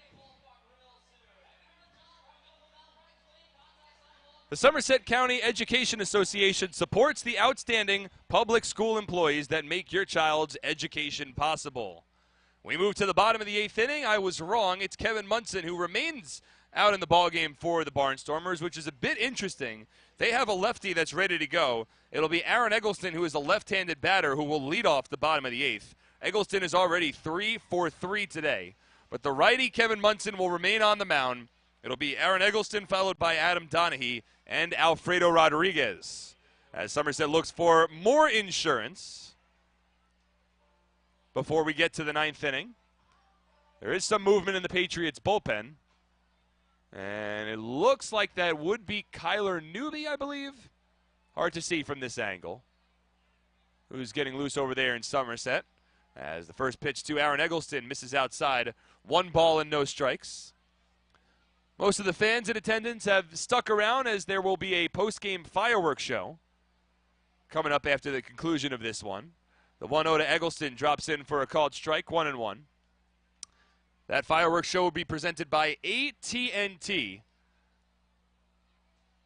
They also were the sponsors of today's Top 20 card giveaway, as we honored the top 20 Patriots in this franchise's illustrious history. Fastball misses upstairs to Eggleston, 2-1. Eggleston was one of those guys. There was a very nice pregame ceremony on the field. 3 current active players for the Patriots are among the top 20 voted. Aaron Eggleston was number 11. Adam Donahue waits on deck as number 20. And John Hunton, who's on the disabled list right now, is number 4. The 2-1. Swing and a miss. Eggleston out in front of that curveball for Munson. 2 balls and 2 strikes. It's been a big day for Aaron Eggleston. He is 3 for 3 from the plate. 3 singles, 2 runs scored, and a run batted in as well. He is now 12 of his last 22 from the plate over his last 6 games, including tonight. A batting average well over 500. The 2-2 misses low with 3 balls and 2 strikes. And Eggleston, he's a guy, he was voted into the Atlantic League All-Star game this season, but he really struggled right after that All-Star game. It was a tough month of July for him. It was a tough beginning of the month of August.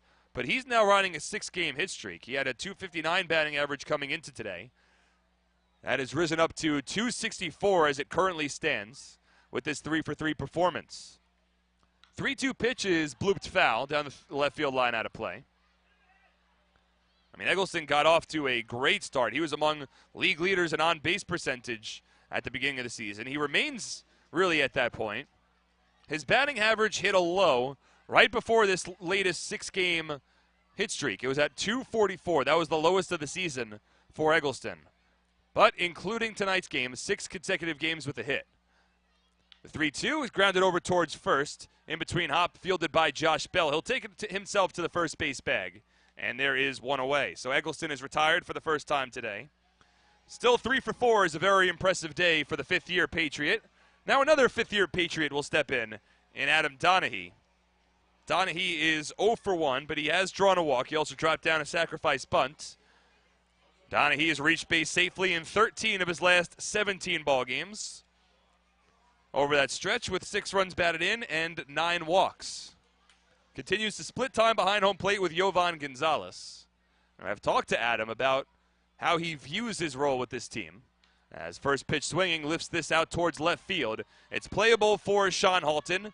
Now in left center, he calls off Amaral to make the catch, and there's 2 away. But talking with Donaghy, he's certainly aware that, since he spent the year in career coaching, he's come back here in a player-coach role. He really works as a liaison between the coaching staff and all of the players for this Patriots team. But he understands that, coming into the year, Yovan Gonzalez was considered more so the number 1 catcher, and Donaghy really the 1B to Yovan's 1A. And that Donaghy comes in, he's worked tremendously with this pitching staff throughout the course of the year. He has an expert knowledge of the batters in the Atlantic League and the way that this league functions. As the first pitch here to Rodriguez misses inside 1-0. And he understands that, the playing time that he will get will often be to spell Yovan Gonzalez to a certain degree, but Donaghy's remained productive all season long, so there's a very little drop-off when Donaghy comes into the lineup. As the fastball misses inside here to Rodriguez, 2-0. And in addition to that, I've spoken with Mike Antonini, the starting pitcher for the Patriots tonight, and really every time that you're going to see Antonini on the mound, you're going to see Adam Donaghy catching for him, because those two have worked up quite a repertoire. As this one misses outside 3-0. Sorry, that's not the right word. Oh, I'm blanking on it. Oh, they've worked very well together. They've made a nice partnership as a battery mate, and Antonini's attributed a lot of his success on the mound to the way that Donaghy catches for him. As the fastball misses inside here to Alfredo Rodriguez, ball 4. I keep on forgetting what the word is that I'm looking for. As Rodriguez takes first, that's the 3rd time that Rodriguez will be on base today. Back-to-back RBI singles, 1 in the 4th and 1 in the 6th. So it's been a strong day for Alfredo Rodriguez. Now Justin Trapp also has a pair of hits. He steps in here. 6 runs on 12 hits for Somerset, 1 run on 9 hits for the Barnstormers. A rapport. That's the word I was looking for, rapport. First pitch to Trapp, grounded to the left side. Backhanded pick by Coronado, but it goes over his glove and rolls into left field. It would have been a tough play for Coronado had he fielded that cleanly, because Justin Trapp runs quite well down the first base line. The ball bounces over the glove of Coronado. I believe it's been ruled an infield single. Well, a base hit for Justin Trapp. As he takes first, and now Scott Patterson will come out to the mound for the Barnstormers to have a conversation with Kevin Munson. There's 2 out with 2 on here in the bottom of the 8th inning. Patriots looking for a 2-out rally. It has been ruled a base hit for Justin Trapp, and with that, we'll pause 10 seconds for station identification on 1450 WCTC.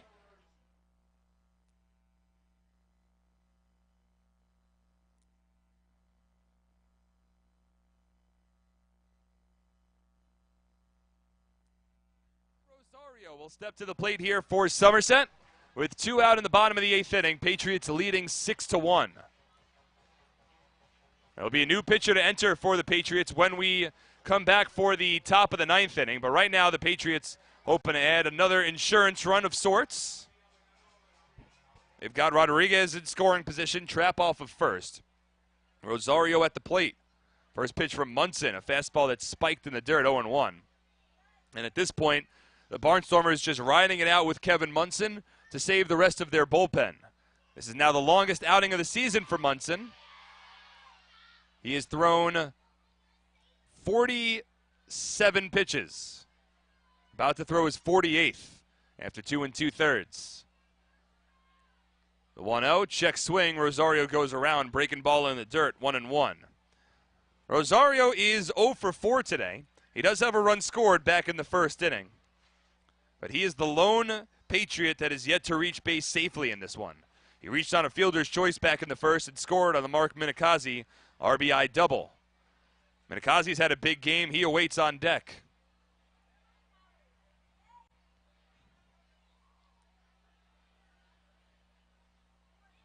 Munson comes set. The 1-1. Misses low and outside. 2 balls and 1 strike. Well, in the top of the 9th inning for the Barnstormers, it'll be the bottom of their order due up. Josh Bell, Lance Zawatsky, and Anderson De La Rosa. 7, 8, 9 batters. They will work with the Barnstormers trailing by at least 5 runs. Just saw the pitcher that's getting loose for the Patriots in their bullpen down the right field line is Dustin Antolin. 2-1 here to Rosario. Checked his swing. Fastball missed low. 3 balls and 1 strike. So Antolin will come in for the 9th inning for the Patriots to finish up this ball game.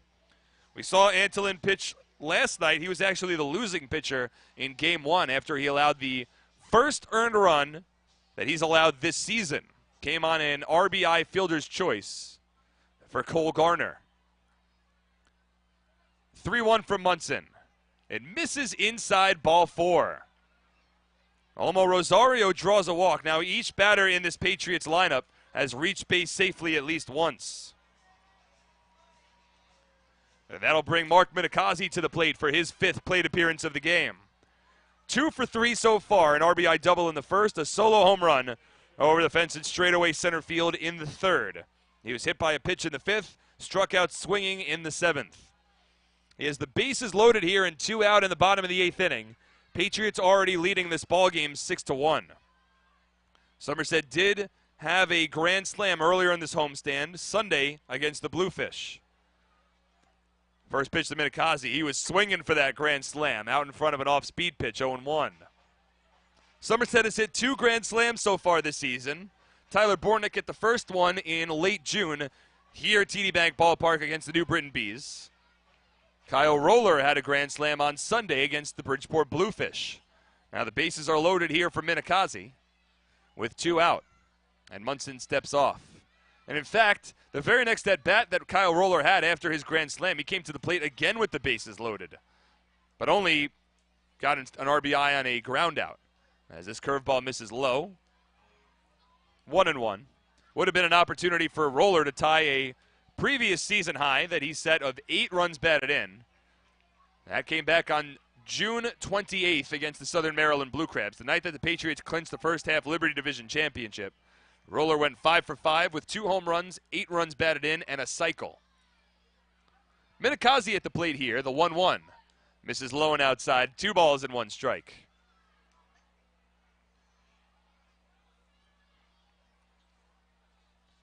Minikazi does not have a multi-home run game yet this year. The Patriots have seen 6 multi-home run games, 3 from Kyle Roller, 2 from Jerry Sands at the beginning of the year, and 1 from Christian Marrero. In fact, the 2 multi-home run games from Jerry Sands came in back-to-back games against the Barnstormers.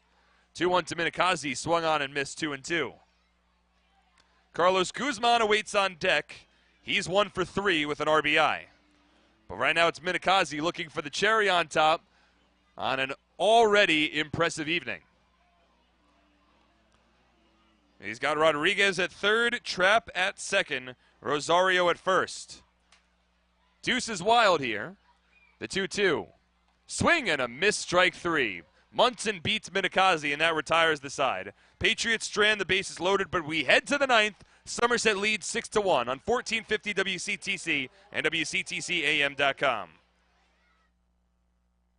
We don't just want to watch the games cable gives us. We want all the teams, no matter where we live, with DirecTV NFL Sunday Ticket. We want Falcons in New York, Jets in LA, Bears in New Orleans, or Buccaneers in a quaint little New England bed and breakfast. Can you please pass the marmalade, Charlie? I sure can, Crazy Pirate. Switch to DirecTV and get every game every Sunday with NFL Sunday Ticket. Call 1-800-DirecTV. If your child is facing a special health challenge, from chronic illness or autism to spinal cord injuries or developmental delays, it can feel like a long road ahead.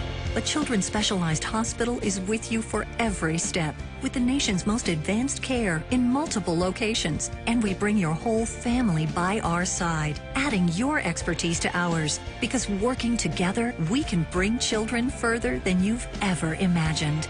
Children's Specialized Hospital.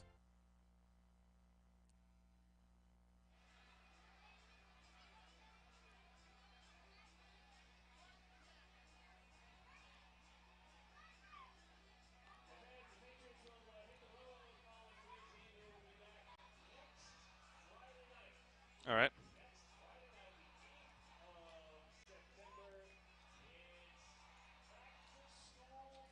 Diamond Nation, located in Flemington, New Jersey, is the premier baseball and softball facility in the Northeast and is home to the Jack Cuss Baseball and Jenny Finch Softball Academies. Diamond Nation is a top draw for prominent youth, teen, and high school tournaments and is dedicated to providing top-flight instruction, private lessons, and outstanding camps for individuals and teams. Visit us at diamondnation.com today. It is Dustin Antolin to come on to the mound here for the Patriots as we move to the top of the ninth inning. It's a 5-run lead for Somerset. 6 runs, 13 hits, 1 error for the home team. 1 run, 9 hits, and no errors for the road team. That's the Lancaster Barnstormers. And now Dustin Antolin hopes to get the final 3 outs of this ballgame as he will work against the bottom third of this Lancaster Barnstormers order. It'll be Josh Bell, Lance Zawatsky, and Anderson De La Rosa.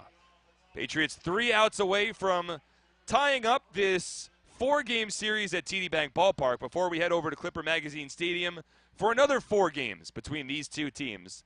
That'll start off a 7-game road trip. 4 against Lancaster, 3 against Southern Maryland. It's the longest remaining road trip of the season for the Patriots. Dustin Antolin on the mound. First pitch swinging here is Josh Bell. Late on the fastball on the count 0-1. Antolin allowed a run against this Barnstormers team in the top of the 10th inning in Game 1 yesterday. The 0-1. Fastball at the knees for a called strike. 0-2. In that 10th inning, it was Anderson De La Rosa who led off with a base hit. Bo Amaral dropped down a sacrifice bunt. A base hit from Garrett Weber, put runners on the corners, and then Cole Garner grounded into an RBI fielder's choice. That wound up being the difference in the ballgame. 0-2 to Bell, checks his swing. Did he go? No, says Silvio Martinez at third. And it's a 1-ball, 2-strike count. Bell is 0-for-2 today. Also drew a walk. But Antolin, make no mistake, even after allowing a run and taking the loss in Game 1 yesterday, he has been very impressive for the Patriots. The 1-2 is swung on and missed strike 3. That's a 97-mile-per-hour fastball. Blew right by Josh Bell. There's one away here in the 9th inning. And up to the plate will come Lance Zawatsky. Antolin has allowed just 1 earned run since joining the Patriots. He has tossed 16 innings to this point through 15 total appearances. And he has struck out 23 batters against just 3 walks. Make it now 24. 1 out, nobody on. Lance Zawatsky steps in.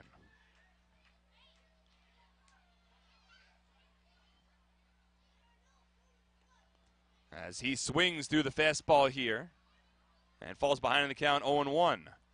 Be sure to stay tuned for the Flemington Department Store postgame show after the conclusion of this broadcast. We'll have a player interview. It'll likely be Mark Minakazi if the Patriots are able to hold on for this victory. We'll go over the out-of-town scoreboard, give the My Rewards code again. As the 0-1 to Zawadzki misses outside 1-1. We'll also set the stage for the upcoming 7-game road trip for the Patriots. That begins tomorrow.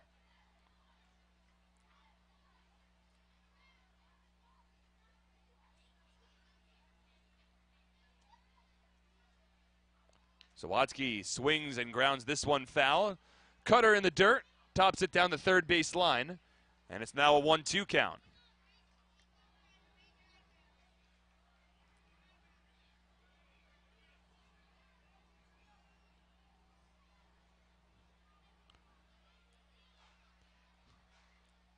Antolin takes a deep breath. He'll work from the mound, work from the stretch. The 1-2 checked his swing, and the fastball misses inside. 2 balls and 2 strikes. These fans anxiously awaiting a Patriots victory and a post-game fireworks show. Third to last regular season fireworks show that we'll have here at TD Bank Ballpark. We also have a fireworks show planned for Game 3 of the Liberty Division Championship Series on Friday, September 22nd. 2-2 to Zawadzki, just misses inside. 3 balls and 2 strikes. Zawadzki's 0 for 3 today. One of the bigger moments in this ballgame, he came up with the bases loaded in the 6th inning.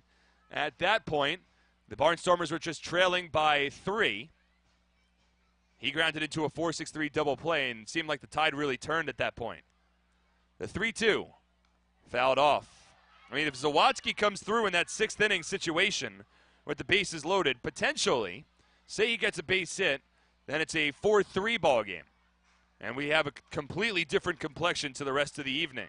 But Zawadzki grounded into a 4-6-3 double play, and in the very next half inning, the Patriots added 2 more insurance runs, and that is where the score holds right now. It's 6-1 Somerset on top, with 1 out, nobody on top of the 9th inning, and a full count to the left-handed hitting Zawadzki. Payoff pitch from Antolin. Swung on and lifted out towards right. It's a mile in the air, but it's playable for Justin Trapp. A couple of feet in front of the warning track, he makes the catch, and the Barnstormers are down to their final out of this ball game.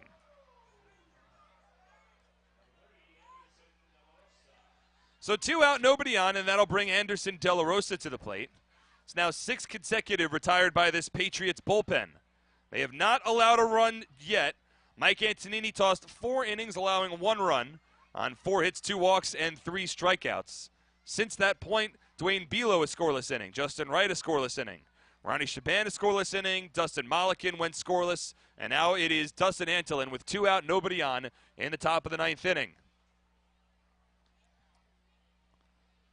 Antolin will come set against the right-handed hitting De La Rosa. The first pitch, fastball in there for a called strike 0-1.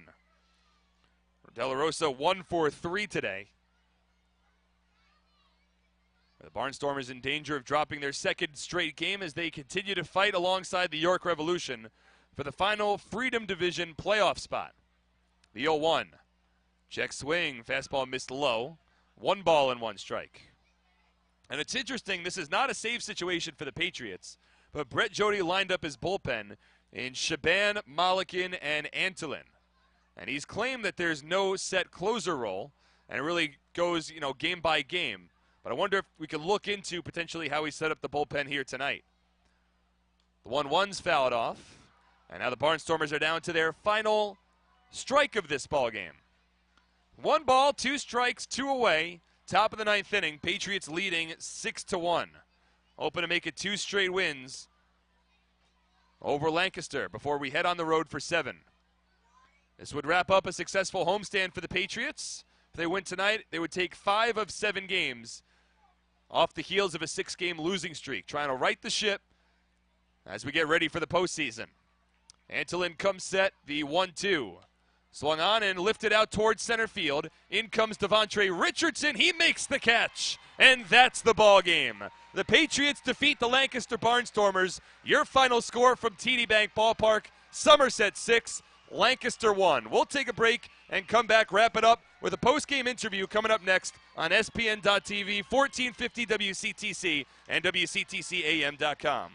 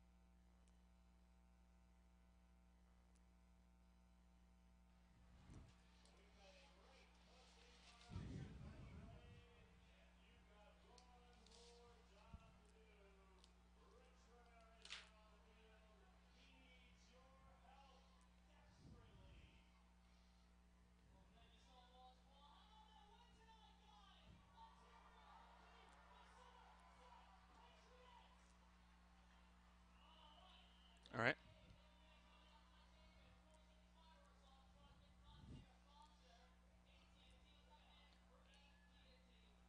And welcome back here to TD Bank Ballpark. And we're now on the Flemington Department Store postgame show as the Somerset Patriots, they defeat the Lancaster Barnstormers by a final score of 6-1. We will be joined shortly by Mark Minikazi, but first, let's go over the highlights. Flemington Department Store, the area's best selection of quality clothing, flooring, furniture, and footwear, found in our 2-acre showroom located on Route 31 north of the Flemington Circle. Flemington Department Store, it is worth the trip. Well, the Patriots, they brought Mike Antonini on the mound tonight to go up against Tommy Shirley on the hill for the Barnstormers. And it was a pitchers matchup that on paper certainly favored Somerset, and it wound up working out that way for the Patriots. As Somerset got the scoring started immediately in this ballgame, it came in the bottom of the second inning. With one out, Justin Trapp lined a base hit to left field. He was replaced at first base on a fielder's choice for Omar Rosario, but with two out and a runner at first, up to the plate came Mark Minikazi.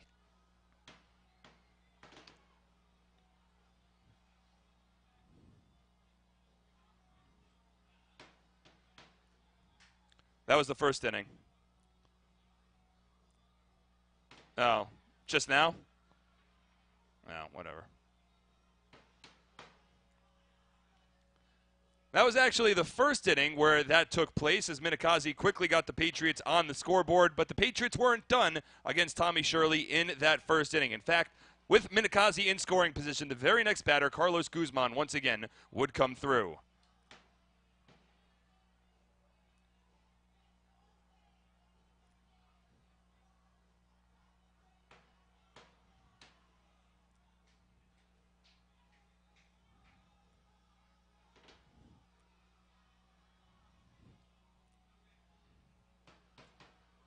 So Somerset able to take a 2-0 lead over the Barnstormers. It was the first time during this series that the Patriots actually struck first in a ballgame, so certainly a nice change of pace where they did not have to play from behind. After that point, the Barnstormers, they would get back on the scoreboard. It came in the top of the third inning on a 2-out solo home run from Garrett Weber. That made it a 3-1 score at that point as Weber continues to play really well against the Patriots. But Somerset would respond immediately with one out in the bottom of the third inning. Once again coming through for the Patriots was Mark Minikazi.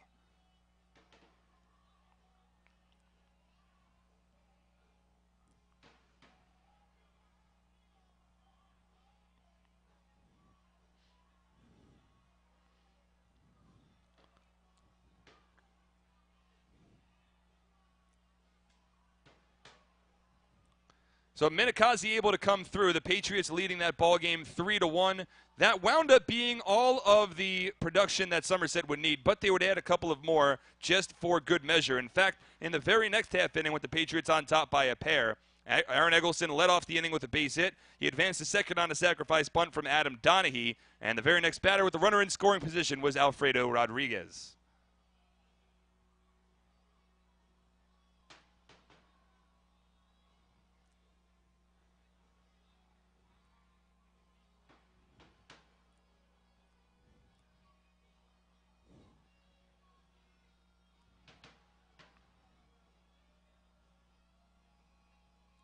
So Alfredo Rodriguez able to come through, giving the Patriots a 4-1 lead. Rodriguez wound up having a very successful day at the plate for the Patriots. So Somerset was leading 4-1 at that point. Fast forward now to the bottom of the sixth inning. Tommy Shirley is out of the ballgame for the Barnstormers, but the Patriots were not done putting their foot to the gas pedal. In the bottom of the sixth inning, Scott Kelly led off the inning with a base hit to right field. He then stole second base, got into scoring position. Aaron Eggleston was already 2 for 2 at the day.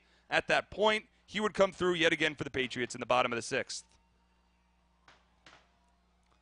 Got a couple more highlights, and then we'll jump right into it.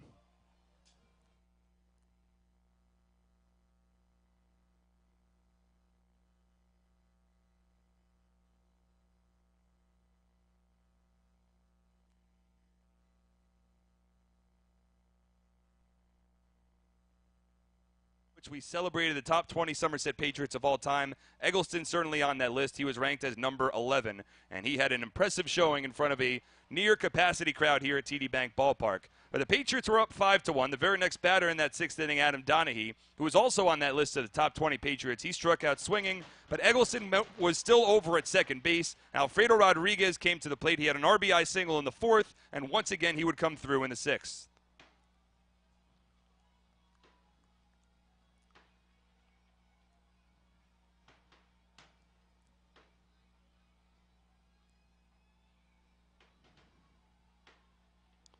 So Somerset takes a 6-1 lead at that point, and we mentioned when they were leading 3-1, that was all the runs that they would need, and that would continue throughout the course of the rest of the game.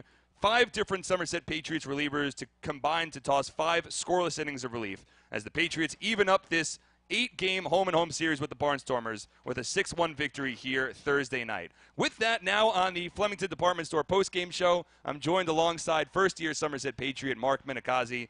Mark, you've been playing very well as of late. Another strong day today. First things first, in that first inning, you come up to the plate with a runner at first, 2 out, RBI double to left center field. What were you looking for in that at-bat? Just looking to, work early in the count and get a pitch over the plate, and honestly trying to just hit the ball up the middle, and I got a little out in front and got good backspin on it, and I thought it was caught at first, and luckily it hit off the wall and got that run. Well, and then the very next at bat, you're able to send one out to straightaway center field. You had a 2-run shot over the fence in straightaway center field last night in Game 1 of the doubleheader. Another solo home run over to straightaway center tonight. Are you starting to work towards trying to maybe go a little more opposite field and up the middle? What's the approach at the plate been like for you lately? I've changed it if you haven't noticed in the last week. No, I mean, my strength in my entire career has been to right center. I got a little away from that the last couple weeks. But, I changed my approach a little, moved off the plate, and just tried to simplify everything, not try to do too much, and when they miss with a pitch, make it hurt. Well, another impressive day for you. Wound up going 2 for 4 from the plate with 2 runs scored, a double, a home run. I was thinking when you were hit by the pitch in the 5th inning that it might have been a bit frustrating because you looked so locked in at the plate. So unfortunately you got hit by a pitch there, but still a strong day for you. But now looking at this Patriots team, you lost 6 consecutive games. You come back, you take the sweep over the Bridgeport Bluefish, and now split a 4-game series against the Lancaster Barnstormers. I know that the playoff spot is already clinched, but what's the feeling like in that clubhouse with you guys right now as we're getting closer and closer to the postseason? It's a lot better when you win. I'll tell you that. We had a rough stretch for about 2-3 weeks where it felt like nothing could go right. We couldn't buy a hit. We couldn't, win a game. We couldn't hold a game. But that's baseball. You play so many games, 140 games in a season. It's gonna happen. You go through those stretches. First month I was here, I don't think we could lose a game. So it's good to get those terrible streaks out a couple weeks before the playoffs. So It looks like we still got a bunch of injuries with guys coming back. We got some new guys coming. So this next 2-3 weeks is build up, see where our team's at, and be ready for that playoffs. Oh, you mentioned that there's still some new guys that are potentially coming in. There's a lot of talent on this Patriots team, yourself included. But from a personal standpoint for you, how do you go about your business on a daily basis when there's a bunch of new guys coming in, and over the course of your career you've always been pretty much an everyday player, and maybe playing time is spread out a little bit more on a team with as much talent as the Patriots have, but does that change the approach for you on a daily basis, or what has it been like for you? My everyday, for the last probably 6 years, at home I do the exact same thing. I have I do my BP, do my early work, get myself ready, watch some film. And after batting practice, I have about a 30 to 45 minute meditation nap time, and that really locks me into whatever's going on off the field to lock in for the game. And you can't change. You got to do the same thing. Baseball is a game of routine and getting yourself ready every day to play.